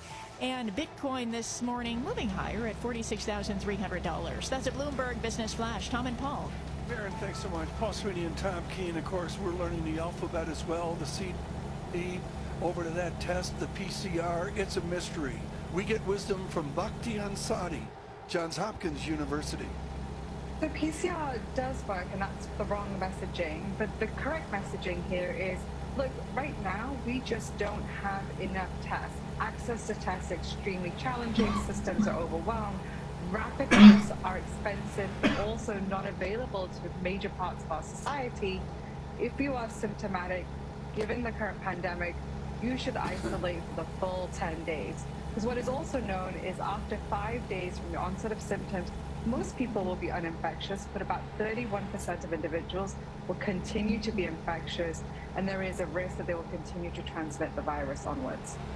You're acclaimed, Dr. Ansari, worldwide in dealing with testing and virology in poor nations. I don't think that describes America. How did we get in this spot where we don't have enough rapid tests? You know, I think we had a lot of tests available within health facilities. I think this is a consumer market. Only 13 rapid tests were ever approved by the FDA, right? So a number of tests is low when it comes to rapid testing. There was over 400 tests approved that are non-rapid tests. But then there's also issues around distribution, market share, and the pricing of the tests, which has really can cause delays in making sure that everyone has access to a test. Dr. Ansari, what's your sense of the CDC's guidelines? I mean, John was just reading, it's as clear as mud that, you know, if you have a test, great, you can take it. If you don't worry about it, just go about your life. I mean, is this more harmful? Is this going to actually undermine trust in a health system that's really struggled to get the right message across? I mean, that's been a story of this pandemic, right? To some point, we agree that the pandemic has evolved, thus guidances also need to evolve as our data and knowledge evolves. But their messaging has been frankly confusing. It leaves employers unsure what to do with their workforce, right? So test symptomatic, isolate for 5 days. Okay, that's clear. But then how do I get a test to you? Will those test results be available the same day? When do you make the decision whether to isolate for a further 5 days or return back to the workforce? And if you do return back to the workforce, how do we ensure that that return does not put others at risk? So I think that guidance has been challenging to interpret, but also challenging to implement. Which is frankly the reason why a lot of companies have gone to PCR tests, have gone to something that is the most extreme to prevent outbreaks from offices. At what point do you see that actually becoming a moot issue? We were speaking with Dr. Amish Adalji yesterday, who said this is absolutely the wrong test. Would you agree, and do you think that it will start being phased out as the barometer of infectiousness in the near future? So rapid tests are a wonderful tool. They are sensitive but extremely specific. So if you have a positive rapid test at home, there is no reason for you to go and get confirmatory testing, consume that space in the health system that needs to be made available to others. Also, PCRs do not make sense for asymptomatic individuals. Symptomatic individuals that need to know for certain that they are positive or not, I don't have access to a rapid test, are the only ones that should be getting a PCR at this time. Bhakti Ansari with us with Johns Hopkins University, just really extraordinary. I can't say enough, folks, about the value of surveillance producers and saying we need to talk to adults about this. And Paul, it was really something. I don't know, an hour ago. It's moving that fast, folks, where the Prime Minister of the United Kingdom stated, maybe we're not going to do the PCR test like we've been doing it. You wonder what's going to happen, Paul, out of Washington today. You do. It seems like we're back in that mode here where I guess the goal line is kind of moving on a daily basis, an hourly basis in terms of the information flow here. It's kind of reminiscent of some of the early days, but again, it seems like this variant here is just so contagious that it's just kind of making its way through the population extremely rapidly, and you might end up on the other side of this, Tom, whether it's days or weeks from now. The folks that are fully vaccinated, fully boosted, doing okay, and the other group, which is folks that have been infected, and that's where you're going to be. And then the question is, then what happens? Is there a population for the next variant, or does that kind of suggest the end? It becomes a little bit more endemic, as some people are suggesting. So I think that really the next few days, the next few weeks are going to be really interesting as it relates to that. Must listen coming up. Paul will tell you about Mr. Grisanti and our need to understand what value means. But, Paul, I just want to fold back to the moment, I believe it was 3 years ago, where you said, Tom, you might want to own a few shares of Apple. And I didn't listen. And you jumped on that, I know. I jumped on it. I thought about it and put my drink down and said, nah, I can't do that. It's too risky. But you have the latest iPhone. Is Apple as close to a sure thing as we've got right now? Yeah, I think so. We were talking to Dan Ives of Wedbush Securities just a couple of days ago, and he's obviously been a very bullish analyst on this story, and he remains so. And, there's lots of levers for this stock to pull in terms of growth stories, whether it's the 5G kind of super cycle for the iPhone, Tom, which is obviously the key product for Apple, whether it's the services business for them, which is about 25% of their revenue, very high margin business, and that is probably the long-term bull case for this story is just kind of the growth of their services business. So the ecosystem they've created, Tom, with over 2 billion units out there, you can create a lot of ancillary businesses around that, and that's kind of what I think a lot of the big bulls on this stock are saying. That's the long-term story here. So again, I'm looking at it right here, 2.95 trillion, Tom, and we did hit the 3 trillion mark earlier this week for a nanosecond, so just extraordinary. So we'll see. We have a lot coming up here. So, you have the question for a lot of investors here for 2022 is, do I stick with the Apples of the world, the Apples, the Amazons, the Googles of the world, or which have been such great stories really since the great financial crisis, plus, or do I stick with that cyclical story that's really worked so well over the last couple of years as people focus on the reopening of the global economy, and thinking about maybe energy, maybe banks, maybe other names that are going to work in a reopening economy. So fascinating discussion for equity investors and risk investors. We're going to have more coming up. This is Bloomberg. He was the heart of your family, and he taught you our history. He helped you fix your first flat. He was the best backyard DJ around, and every time he'd tell a story, he'd own the room. But now more than ever, he may feel alone. Today, older adults and their loved ones are struggling to connect, in a time when connection has never been more important. But there is something we can do. Embrace our older loved ones through StoryCorps Connect. With StoryCorps Connect, you can honor seniors remotely with an interview about their life. Every interview will be archived at the Library of Congress, becoming part of American history, so that years from now, future generations can listen in. All right, Grandpa, what's one piece of advice you have for me? Just 3 words, sweetheart. Live with courage. The man that had the best stories still has plenty of stories to tell. So connect virtually and share the conversation of a lifetime at StoryCorpsConnect.org/AARP. Connect, honor, share. StoryCorps Connect. A message from AARP, StoryCorps, and the Ad Council. How are financial services firms managing in this new reality? Claire Santaniello, Managing Director at BNY Mellon Pershing, explains. If the current times have taught us anything, it's the critical role that technology plays in client relationships. Global conditions have created a business imperative for firms to digitally transform the way they meet client needs and the way they work. Pershing's industry-leading technology enables you to adapt to the evolving ways your clients want to do business, now and in the future, and can help you build an even stronger digital client experience in a simpler, smarter, and safer environment. We have worked with clients of every size to transform their business. Pershing gives you the foundation to stand on, plus our unique perspective, to help you run your business even during the most uncertain of times. We help you consider everything. To learn more about how Pershing can help you transform your business, visit Pershing.com.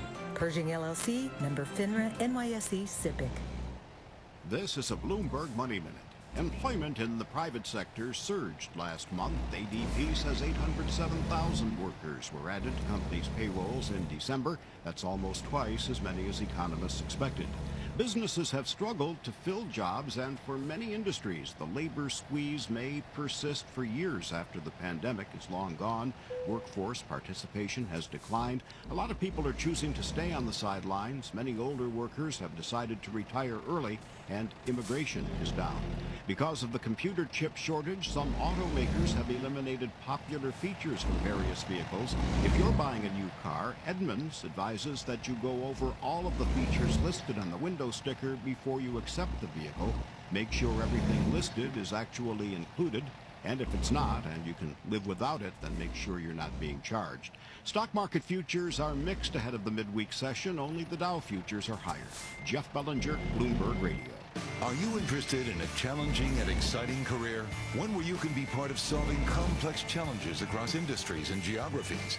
Bloomberg's ever-expanding technology, data, news, and media services foster innovation, empower clients, and offer nearly limitless opportunities for career growth. Visit Bloomberg.com/careers today to view our current job opportunities. Bloomberg LP is an equal opportunity employer. The address once again is Bloomberg.com/careers. Paul Sweeney. This wall of worry, everybody's been climbing it. Matt Miller. When you look at individual stocks, what do you like? Along with Bloomberg's sharpest market analysts. Sonali Basak, Wall Street reporter for Bloomberg News. Bloomberg Markets, weekdays at 10 a.m. Eastern on Bloomberg Radio. Broadcasting live from the Bloomberg Interactive Brokers Studio in New York. Bloomberg 1130. To Washington, D.C., Bloomberg 99.1. To Boston, Bloomberg 106.1. To San Francisco, Bloomberg 960. To the country, Sirius XM Channel 119. And around the globe, the Bloomberg Business app and BloombergRadio.com. This is Bloomberg Surveillance.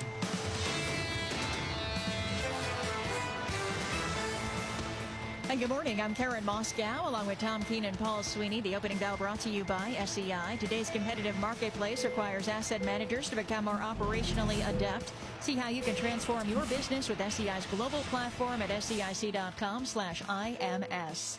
And the S&P 500 is little changed at the open, down 2 points at 47.90. The Dow Jones Industrial Average up 0.1% or 42 points at 36,842. The Nasdaq is lower, down 0.5% or 69 points at 15,549. 10-year Treasury little change, yield 1.64%. The yield on the 2-year 0.78%. NYMEX crude oil is up 1.3%, up 99 cents at 77.99 a barrel. COMEX gold is up 0.7% or $12.40 at 18.27 an ounce. The euro 1.1336 against the dollar. British pound 1.3559. The yen's at 115.71. And Bitcoin this morning moving higher at $46,400. Tom and Paul. Karen Moscow, thank you so much for that Bitcoin quote. Just looking at that, an entry point for some people, perhaps. I'm thinking about my friend in Berlin, Germany. Chris Crisanti joins us here, MAI Capital, Chief Equity Strategist and Senior Portfolio Manager. And Chris, I'm not going to talk to you about Bitcoin this morning. I want to talk to you about my Federal Reserve. My Federal Reserve Chairman has signaled, I guess, 3 rate increases here for 2022. That seems pretty clear to me. That seems reasonable to me. Do I run the risk of being negatively surprised here in 2022 from my Fed? Well, I think so, Paul. I'm actually looking for 4 hikes. But that's not necessarily terrible news. I mean, it'll add to the volatility. But look, rising rates is not a bug, but a feature of a strong economy. We're going to see strong earnings this year. We're going to see a strong economy. The market generally doesn't roll over until the 4th or 5th rate hike. That may be early next year. So I remain a confident equity investor for 2022. All right, Chris, you're confident. Where is your confidence in the equity markets? Do I stick with Apple, which is which touched $3 trillion in market capitalization this week, or do I, kind of stay with that cyclical trade? Maybe some of the energy names, maybe some of the banks, maybe some of the cyclicals, industrials that have performed so well really over the last couple of years. Sure. Paul, what I think you do is go company by company. In large cap tech, I can't say enough good things about Apple as a company, but it's hard to argue that it's not expensive at this point. Yep. In the FANG group, I like Amazon. It did hardly anything last year as it rebuilt and reinvested in the company. And this year, the cash flow should increase by a whole bunch, we think. So I like that there. But I will go company by company and see who can continue to push the earnings along the best. In addition, I would look carefully at the valuation because some of those companies have just gotten real extended, and I try to avoid those. Yeah, I'm a old equity analyst myself. I do pay attention to valuation. That's one of the things I probably did take away from business school, is really focus on valuation here. How do you think about the valuation of these equity markets? We had such great earnings growth in 2021. Is that enough to kind of allay some valuation concerns for this market as we look ahead to a slower growth in 2022? Well, Paul, as a classic analyst, you'll appreciate this. The classic analyst answer is it depends. But what it really depends on is whether that earnings growth can continue in 2022 or whether the economy will fall. I tend to think it will continue in 2022. I don't find the market shockingly expensive. It's kind of close to full value, but not shockingly expensive, given that interest rates will remain pretty low. Even if we get a bunch of Fed hikes, we're still talking about a 10-year nicely below 3%. So in that kind of environment, the PEs don't shock me. I think if the earnings growth can continue, I think you can have a strong year for the markets. I wouldn't run for the hills because of valuation. The basic themes I've had today and the mess, if you will, of these first trading days of the year is to gauge if corporations will adapt. They clearly have proven since February of 2020 their ability to adapt to a horrific pandemic. Do you have a lot of belief, a lot of conviction that whatever the corporation is, they're going to have the courage and ability to adapt to what's dealt them? Well, Tom, some yes, some no. I think for the first time in a generation, the consumer products companies, you look at the Coca-Colas, the Kimberly-Clark, they're finally going to have a little pricing power with the first whiff of real inflation we've had in a long time. So they'll adapt. They're not only adapting, they'll be happy. There are others that are in more commodity-like businesses, energy, materials, that, they're having their day in the sun because things are rebounding from near-death experiences. But whether they'll be able to adapt is a tougher question, and I would frankly stay away from them. So it's pick your shots carefully. It's going to be a complicated year, but I think with a lot of stimulus and a lot of earnings growth behind it, the market should be okay, and most of these companies will adapt. Was John Bogle, the lovely, lovely, spirited John Bogle, was he right, Chris Casanti, about buy the index fund versus trying to find alpha by jumping through Grisanti loops? Well, that's like asking a priest if they believe in God, Tom. I mean, sure, you should have active management. But I think there's more you get from active management than simply outperformance if you pick a good active manager. You also get transparency. You get the ability to go to cash. You get the ability to adapt to changing market circumstances, which we've been doing for, 25 years. So you get a lot from active management, and it depends on the client. I'm not going to beat down passive management. It clearly has a place in people's portfolios, but I think active managers outperformed well last year, and I think this complicated year they stand a good chance to do the same. Chris, should I think about international equities here? A lot of folks we had on last week giving us their 2022 outlooks are saying, the U.S. the upside might be living, and I need to think about international. How do you think about that? I feel like you could have said that for any time in the last 5 years. Every year, it's almost like predicting the downfall of Tesla. But I do think the setup seems, again, pretty favorable for the U.S. market. I think the dollar should be strong with the interest rate hike. I think that the transparency of the U.S. markets, the earnings growth that's going to be brought on by the stimulus and the momentum that we have should lead to another good year. So, you know, you trade off a bunch of things when you go overseas, and from where I'm sitting, I don't think you need to do that specifically this year. I'm not making a call on which market's going to be better, but I sure wouldn't put a stake in the ground saying, wow, the U.S.'s time is up this year, and I would avoid it. I would definitely not say that. Chris, as you think about, you know, opportunities again for 2022, what's number one on your list? You know, I think the way to make money in the market is to differ from consensus and be right. The second part is really important. So I think where we're differing, and obviously I think we're right, is that I think the economy is going to run hotter than most folks think. So if you look out at your portfolio and your choices, I would say those stocks like Boeing that could rebound really nicely. Boeing is half the price that it was 2 years ago.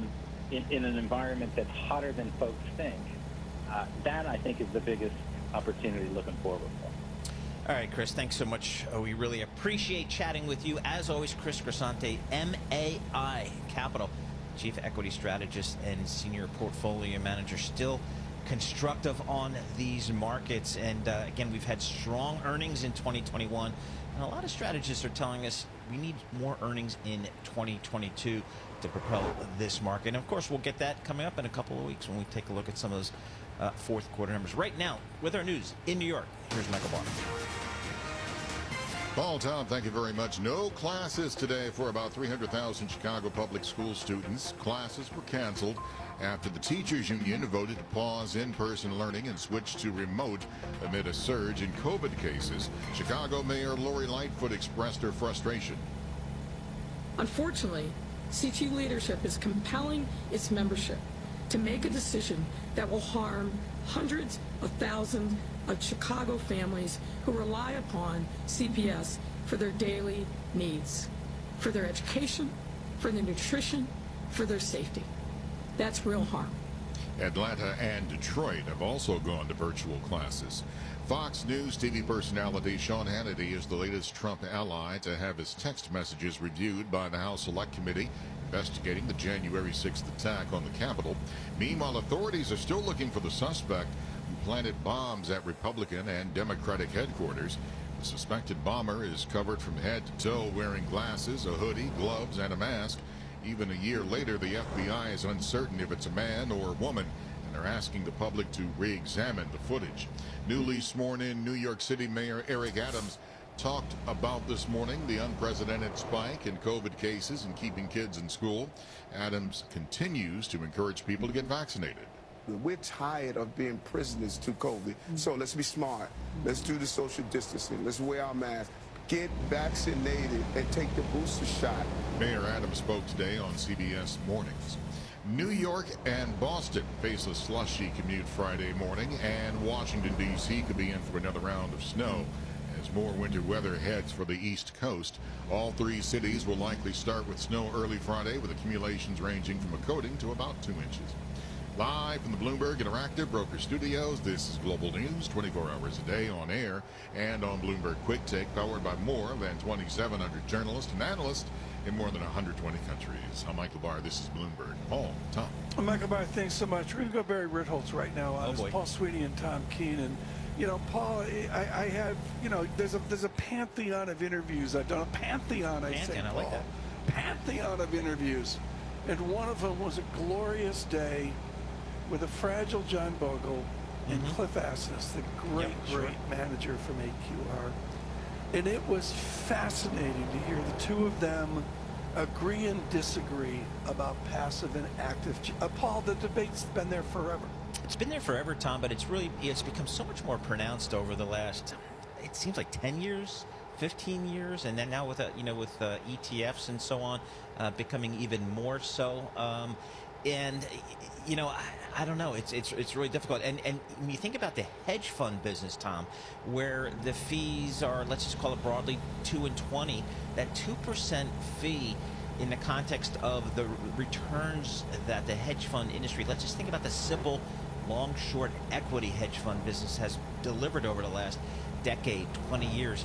It's really tough to make that argument for active management, but there are managers out there who do deliver alpha, that return above and beyond, and irrespective of the market, that is just extraordinary. But it's tough to argue. But that's why we see so much of those funds going to passive, and that's really been a tough issue for the asset management industry in general. Well, I look at this, and I think I can speak for, Paul, I mean, I don't know anything. I'm in the triple leveraged all cash fund, but absolutely. I look at Lawrence Fletcher's wonderful kickoff of the FT hedge fund performance, and Paul, was it about making money, or was the success in not losing money? Those are two very different things. Two very different things, and that's what the hedge funds managers will tell you when they say, hey, yeah, I know the S&P was up 27% in 2021 and I was up 17 or 18%, but when the S&P really, turns negative, I'm going to give you better relative returns, and that's kind of what you're paying for over time. So, it's a tough argument. It's one that we've seen in the market for a long time. It's become more and more pronounced. I would say over the last 10 or 20 years, particularly with the advent of ETFs, which offer a very low-cost opportunity for investors to get exposure to these markets. So it's something we love talking about here at Bloomberg, and we will continue to talk about, because I think it'll be an issue for investors. We have kind of a mixed screen right now, not much going on in these markets. We'll have more coming up. This is Bloomberg. This is a Bloomberg Pursuits look at luxury. Have a lawyer or feminist or aspiring civil rights icon in your life? Ruth Bader Ginsburg's private library is coming to auction this month. Over 1,000 books will be sold online at Bonham's, including tomes inscribed to the former Supreme Court Justice by Gloria Steinem, Toni Morrison, and Antonin Scalia, as well as heavily annotated law books, fiction, and first editions. The high seas are looking choppy for Saudi Prince Fahad bin Sultan. In a London court, Credit Suisse is pursuing $78 million in interest and loans the prince took out to refinance his 269-foot Cayman Islands registered super yacht, as well as an English mansion property. The suit offers a glimpse into how even the super wealthy can run afoul of one of Europe's biggest banks. Farewell CrackBerry. After changing the world by catapulting work into the mobile era, the CrackBerry devices running the original operating system are no longer supported. Visit BloombergPursuits.com for more. I'm Andrew O'Day, Bloomberg Radio. As a research university, NJIT makes smart technologies even smarter. That's why NJIT graduate and civil engineer Anya O'Dwyer says the university is so important for her industry. Construction and civil engineering is always going to have cranes and, people and movement, but how we're designing and implementing things, that's what's changing. We have millions of data points now that we never had before, and that's allowed us to think about planning and design in a way that we haven't done so before. NJIT is very much at the forefront of that. Collecting data, understanding data, manipulating data, having access to a facility like NJIT, which is constantly focused on research and innovation, is so important for the industry and what it means to be designing for smarter systems. NJIT, New Jersey Institute of Technology. Learn more at njit.edu. Business, finance, and the latest news affecting world markets. Powered by more than 2,700 journalists and analysts in over 120 countries. This is Bloomberg Radio. Now, a global news update. Private payrolls are seeing a big jump. ADP says they grew by 807,000 in December. That number released by the payroll processing firm is more than double the Dow Jones estimate. It's also the highest since last May. Tomorrow marks the one-year anniversary of the January 6 attack on the U.S. Capitol. Reporter Garrett Hake spoke with Capitol Police Chief Tom Manger. With $100 million from Congress, new Capitol Police Chief Tom Manger went to work reforming the department in July. We're right now probably 200 officers below what we had pre-January 6th, and we're 400 below what we really need. By the time all was said and done, 5 people were dead. Australia's Prime Minister says tennis superstar Novak Djokovic needs to prove he has a genuine medical exemption from COVID vaccination or he'll be on the next plane home. Djokovic said Tuesday he got an exemption to play in the year's first Grand Slam event in Melbourne. I'm Michael Cassidy. Carol Carol Massar. This stock has been on a tear. Tim Stenevec. So take us into the economic impact. And the reporters and editors you trust. Let's dig into it with Bloomberg Businessweek editor Joe Weber. Bloomberg Business Week, weekdays at 2 p.m. Eastern on Bloomberg Radio. Markets, headlines, and breaking news 24 hours a day at Bloomberg.com, the Bloomberg Business app, and at Bloomberg Quick Take. This is a Bloomberg Business Flash.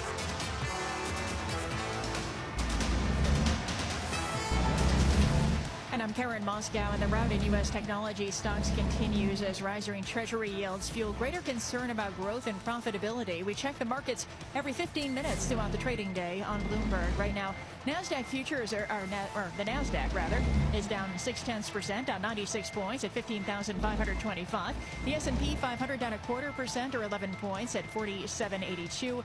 And the Dow Jones Industrial average is little change at 36,784. 10-year Treasury down 1/32, yield 1.65%. The yield on the 2-year 0.78%.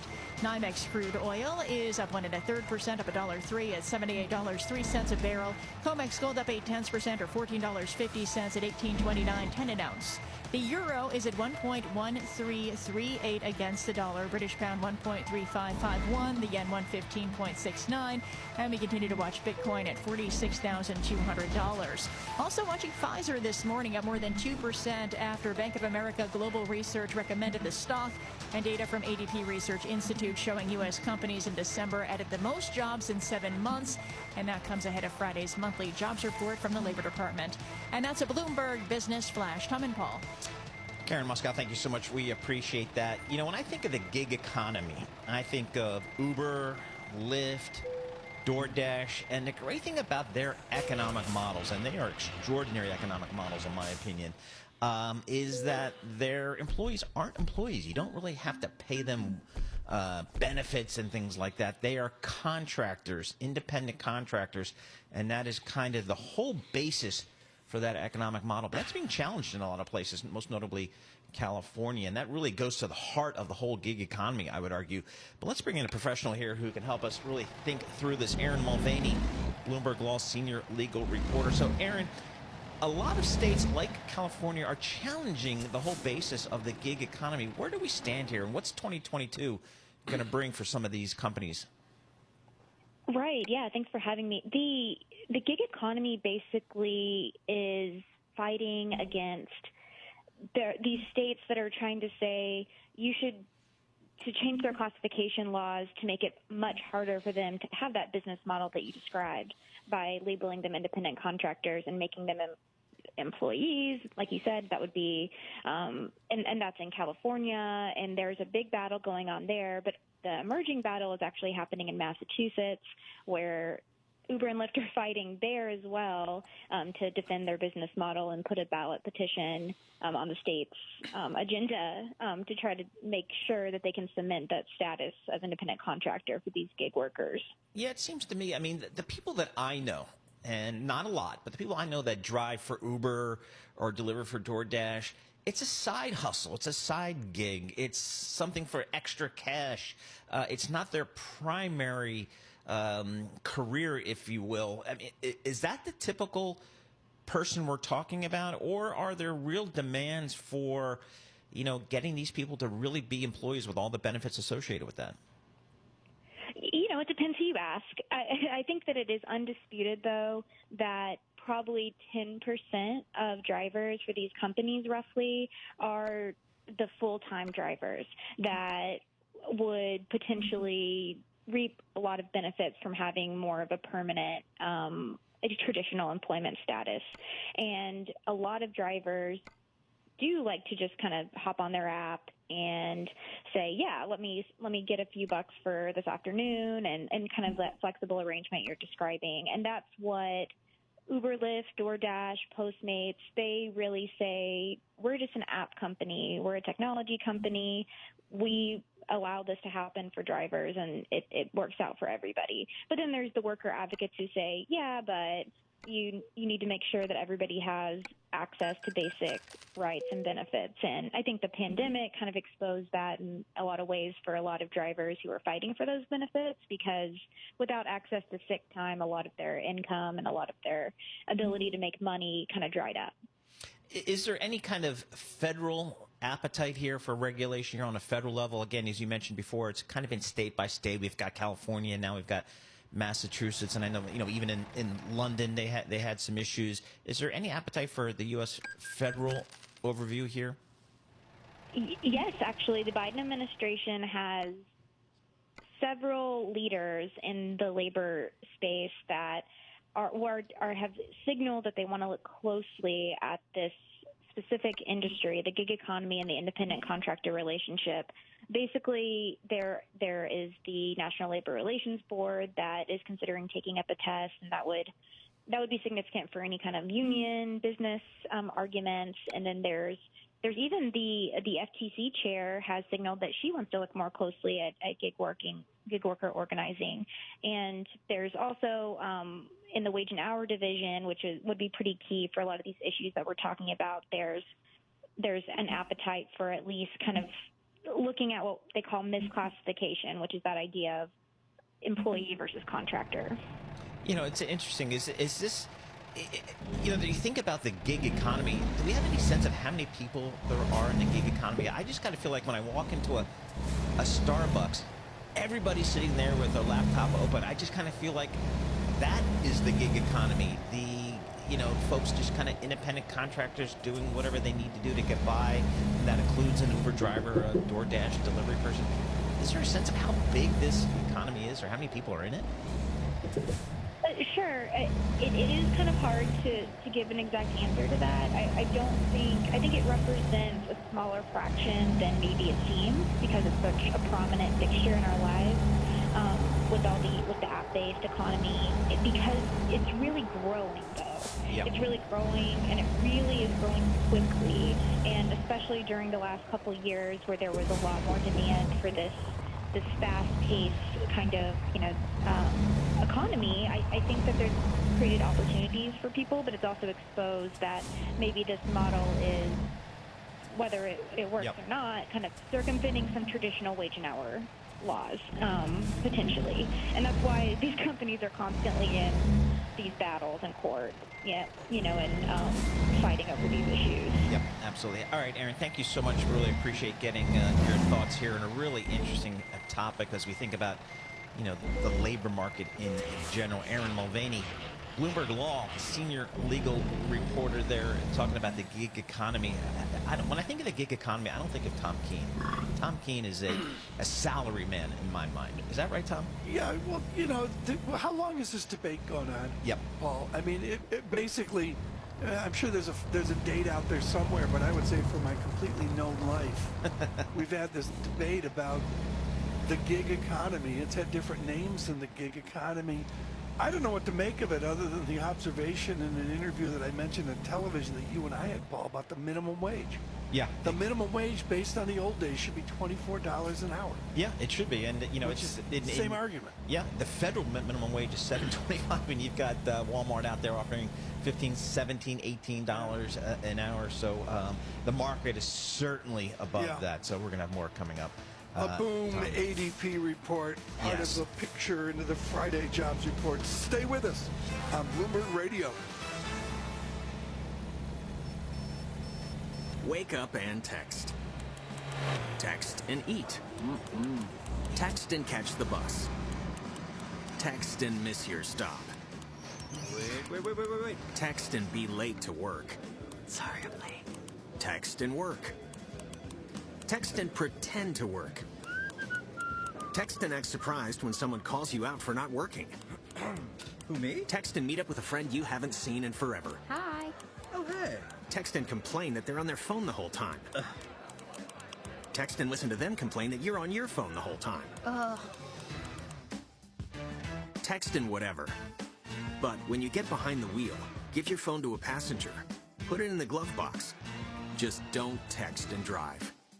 Visit StopTextsStopWrecks.org.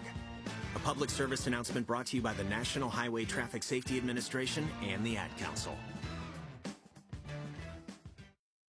Burden LLP Accountants and Advisors presents Tax Chat with Richard Goldstein, Senior Principal and Co-Leader of Burden State and Local Tax Practice. COVID-19 pandemic state and local government restrictions have caused many people to shelter in place outside their primary state of residence.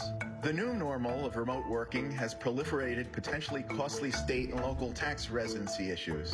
For example, if you live in Manhattan but have been residing and working in Connecticut because of the pandemic, you may be a resident of one or both states and potentially taxed twice on the same income. At Burden, we help clients develop a plan to address double residency concerns and non-resident income allocation to minimize their overall tax liability. If you're a high net worth individual or a business owner, let Burden help protect you, your family, and your business. For more Tax Chat from Burden Accountants and Advisors, visit burdenllp.com. That's BERDONLLP.com. Burden Accountants and Advisors. We listen, we solve, we do. This is a Bloomberg Money Minute. The CES Technology Show opens in Las Vegas today, and it will run through Friday. The conference has been shortened by 1 day, and it is largely a virtual event because of the surge in COVID-19 infections. The National Retail Federation is going ahead with plans to hold its annual convention in New York City next week. More than 20,000 people are expected to attend the event. The NRF says it's working with local health and safety officials. Macy's stores will keep shorter hours this month. The department store chain is dealing with staffing shortages, recruiting is difficult, and COVID-19 infections are affecting the workforce. Macy's stores will be open from 11 a.m. to 8 p.m. Monday through Thursday. Weekend hours are unchanged. And Walmart and Kroger are hiking the prices on Binax Now at-home COVID-19 testing kits. Both retailers had a deal with the White House to sell the kits at cost. That deal has expired. Stocks are starting out mixed. Jeff Mullinger, Bloomberg Radio.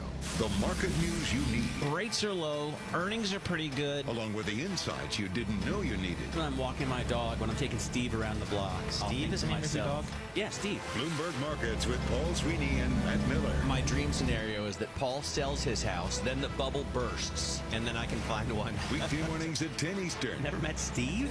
I have not met Steve. He's been on TV a lot. On Bloomberg Radio, the Bloomberg Business app, and BloombergRadio.com.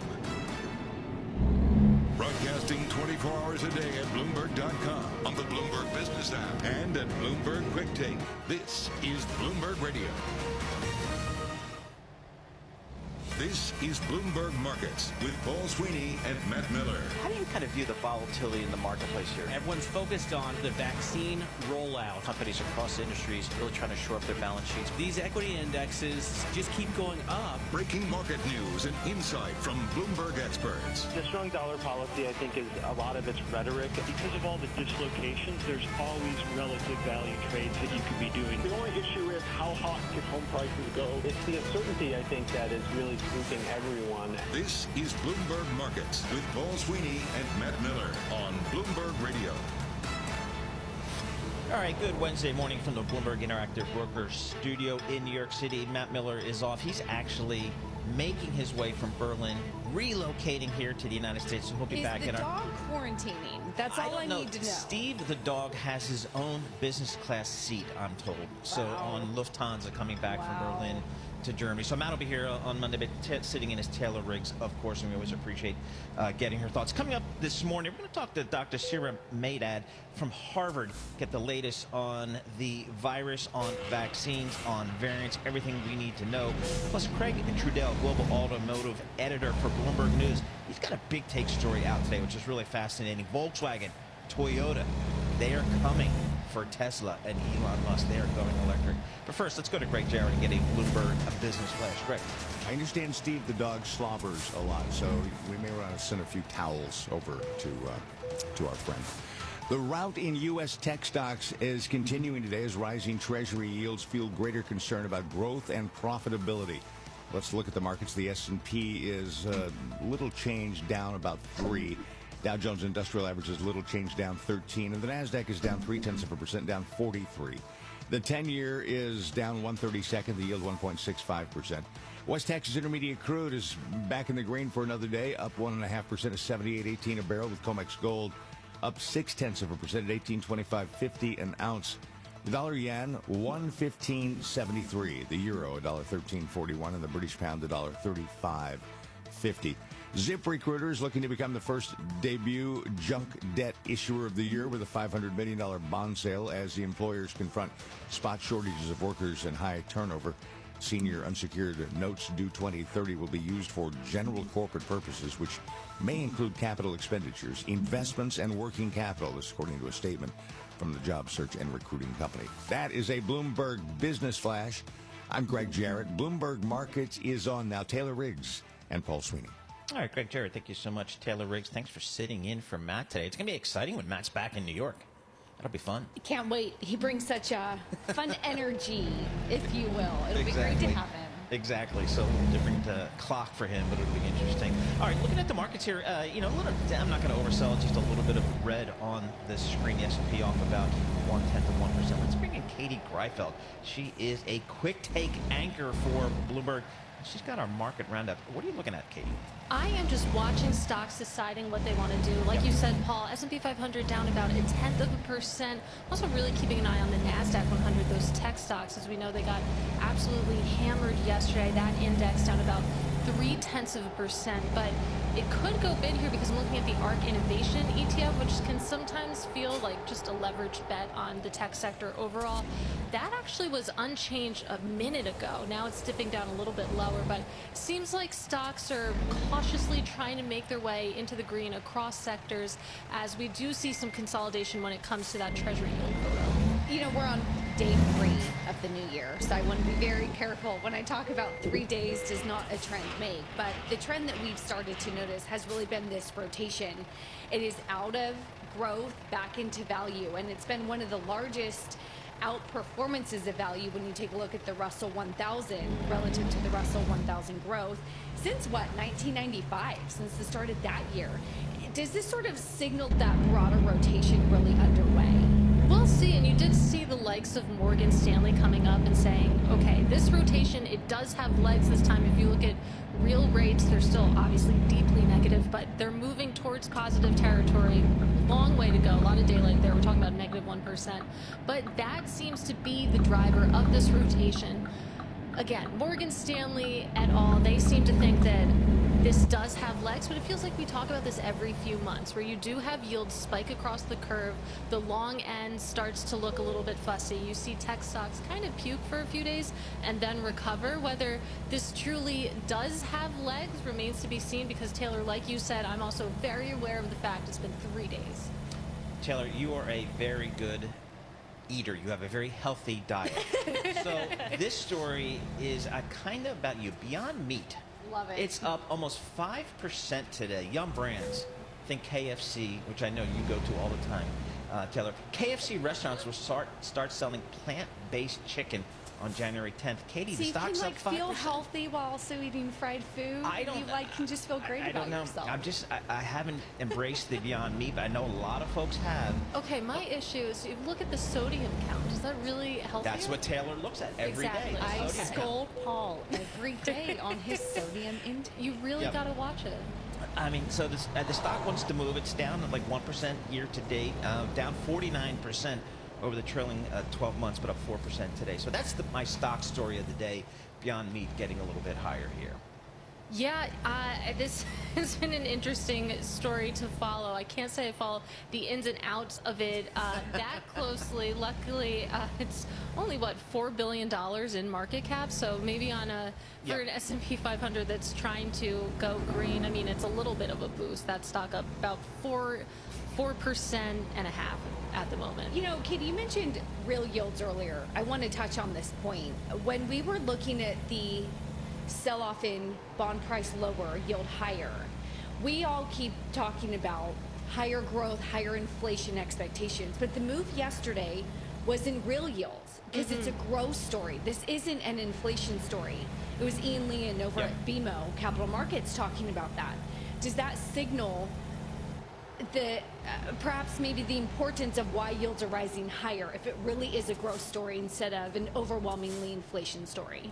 It does seem to coincide with some of the worst case scenario fears about the Omicron variant fading. And I mean, that was sort of the fear being expressed in the yield curve that we saw into year end, that you saw, the long end of the yield curve, those yields move lower as the front end moved higher, because people were saying, okay, the Federal Reserve is going to raise interest rates, but that's going to take the edge off growth, especially as we're dealing with these growth concerns that this will impact the overall economic environment. That's fading a little bit now. You have people gearing up for Fed minutes later today. You also have now a live meeting in March where the Federal Reserve thought that they actually could lift off at that point. I mean, that really, this hawkish pivot, we've been talking about it for a month or so now, but now we're actually in close enough distance where people are really putting on trades and getting prepared for it. Yeah, it's interesting. We were talking to Ira Jersey, Bloomberg Intelligence, earlier this morning, and he's always told me to focus on the short end of the curve here. That's where you're going to see the Fed, if the market really believes what the Fed is saying. And of course, we have the 2-year, kind of jumped from 20 basis points, and here we are today at 78 basis points over the last several months. But now we're starting to see the longer end of the curve move as well. Yeah, and it is really interesting because it feels like the longer end of the curve, it's been going nowhere for so long. I mean, that 10-year Treasury yield, it's been stuck at 150 for so long. To see it at 165, it's not even a huge move, but relative to what we've gotten used to, it's exciting. Talk to us, push forward just a little bit. What are some of the key risks that investors are saying is on the horizon? Is it inflation? Is it a policy error?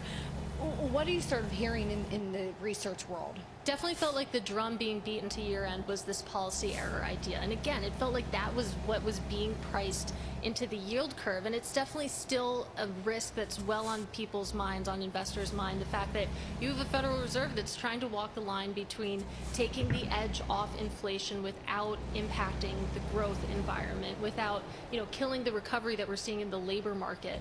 And of course, we're a long way away from that. I mean, we're only talking about a terminal rate of 2%, a little bit lower, but still that is the line that they're trying to toe. All right, Katie Greifeld, we appreciate getting your thoughts here. Katie Greifeld, she's a Bloomberg Quick Take anchor, giving us the update of the market here. And again, looking at the market, kind of mixed here. S&P kind of unchanged. Same thing for the Dow. We've got the NASDAQ, a little bit of a pullback there, 0.4% there on the NASDAQ. And again, we had a pretty sharp sell-off yesterday in the NASDAQ, so maybe a little bit of a rotation play there. Right now, let's head down to Washington, D.C., get world and national news. I think with Nathan Hager. You are correct. Good morning, Paul Sweeney. You got it. Rio de Janeiro has canceled its Carnival street parades for a second straight year. Hong Kong is banning travel from 8 countries for the next 2 weeks, including the U.S. These are just some of the latest developments as the Omicron variant continues to spread around the world. Bloomberg Intelligence senior pharma analyst Sam Fazeli says travel restrictions don't make sense. What difference does it make if 2,000 people go to Singapore and come back? I don't know how many do. Where you have 1 million cases a day, which is probably the tip of the iceberg in the United States. Sam Fazeli of Bloomberg Intelligence. The U.S. did issue a travel advisory for Singapore yesterday, saying the pandemic situation in the city-state is unknown. Singapore says it'll share its COVID statistics with the Centers for Disease Control.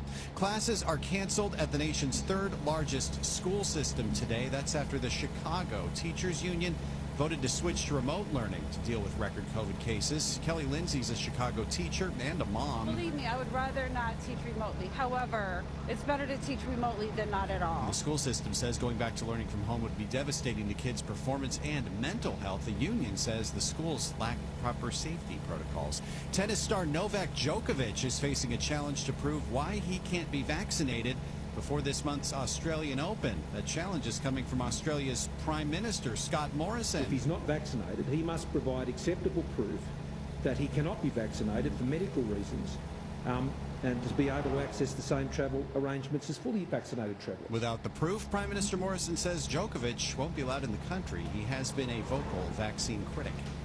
Global news 24 hours a day, on air and on Bloomberg Quick Take, powered by more than 2,700 journalists and analysts in more than 120 countries. This is Bloomberg. The names that drive politics, policy, and business. Speak to Bloomberg's David Weston. From politicians, Senator Elizabeth Warren, Democrat of Massachusetts, Republican Senator Bill Hagerty of Tennessee. To CEOs. Welcome now to GE's Chairman and CEO Larry Culp. Dr. Albert Bourla, he's Chairman and CEO of Pfizer. The world's top decision makers join David Weston. Paul Romer, he's Nobel laureate and NYU Professor of Economics. Balance of Power with David Weston. Weekdays at noon Eastern on Bloomberg Radio. Hi, everyone. Al Roker here. As a guy with his own catchphrase, I appreciate that Smokey's only said, "Only you can prevent wildfires." but I'm filling in because there's a lot more to report. Like when there are parched or windy conditions out there, you gotta be extra careful with things like burning yard waste. After all, wildfires can start anywhere, even in your neck of the woods. Go to SmokeyBear.com to learn more about wildfire prevention. Brought to you by the U.S. Forest Service, your state forester, and the Ad Council.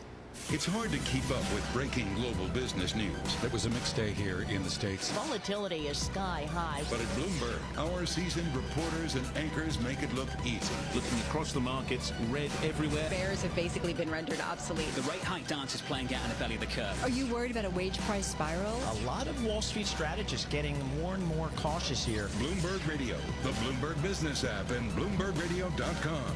Bloomberg, the world is listening. Yeah, what you doing with your phone? Taking pictures? No, I'm asking questions. Like what? Hey, Bobo, do flowers have best friends? I'm sorry. I'm afraid I don't know that. Hey, follow me. I want to show you something. Look, flowers do have best friends. Whoa.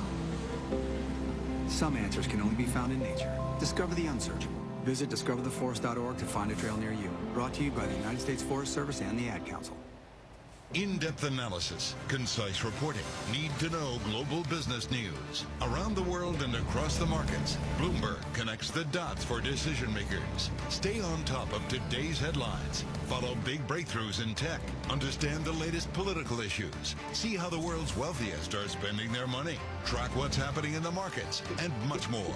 Subscribe today to Bloomberg, the global standard for business reporting. Get it all at Bloomberg.com/subscriptions. Businesses evolve. The legal fallout over the supply chain crisis. Society evolves. The justices haven't second-guessed vaccine requirements. Law evolves. We were talking about appeals of these lower court decisions. Follow the evolution here. Asking the Sixth Circuit to send it to another circuit, it seems to me like a fool's errand. Bloomberg Law with June Grosso. Weeknights at 10 Eastern on Bloomberg Radio, the Bloomberg Business app, and BloombergRadio.com. Hi, it's Olivia Munn with my shelter pets, Frankie and Chance. Say hi, guys. When I adopted them, I discovered that they both have incredible personalities. Chance's sole purpose in life is to love and to be loved. Frankie is a little bit of a scoundrel and always entertaining. They're a little bit of a lot of things, but they're all pure love. Adopt pure love at theshelterpetproject.org. Brought to you by the Ad Council, the Humane Society of the United States, and Maddie's Fund.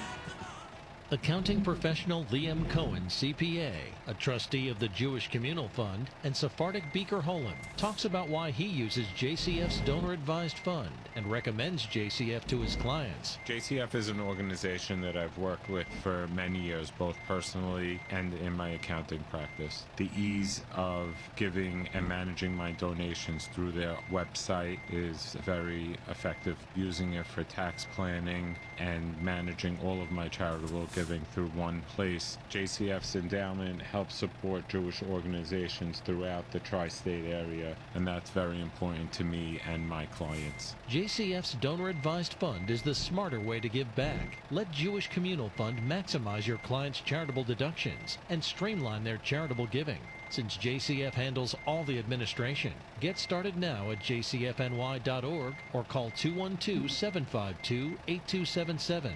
We have a gift for giving. The world's financial decision makers connect on the Bloomberg Terminal. The buy side and the sell side together, collaborating across markets and countries in real time, sharing ideas, negotiating trades, and forming an influential network of over 325,000 financial professionals that helps power global markets. Isn't it time you join them? Request a demo at bloomberg.com/professional. Why do hedge funds and other alternative managers rely on Pershing for a highly personalized experience? Mark Alderati, a managing director at BNY Mellon's Pershing and head of Prime Services, shares how we help you consider everything. In today's ever-evolving environment, the team at Pershing's Prime Services wants to know, what are you focused on now? Are you confident in the stability of your counterparty? Do you feel they can help you grow your business? When it comes to fundraising, do you have access to the mindset of the advisor or have what you need to navigate the ODD process? Exceptional service for our clients is at the core of what we do. Our award-winning team is just one of the benefits of working with BNY Mellon. Whether it's customized financing or securities lending solutions, BNY Mellon's Pershing is a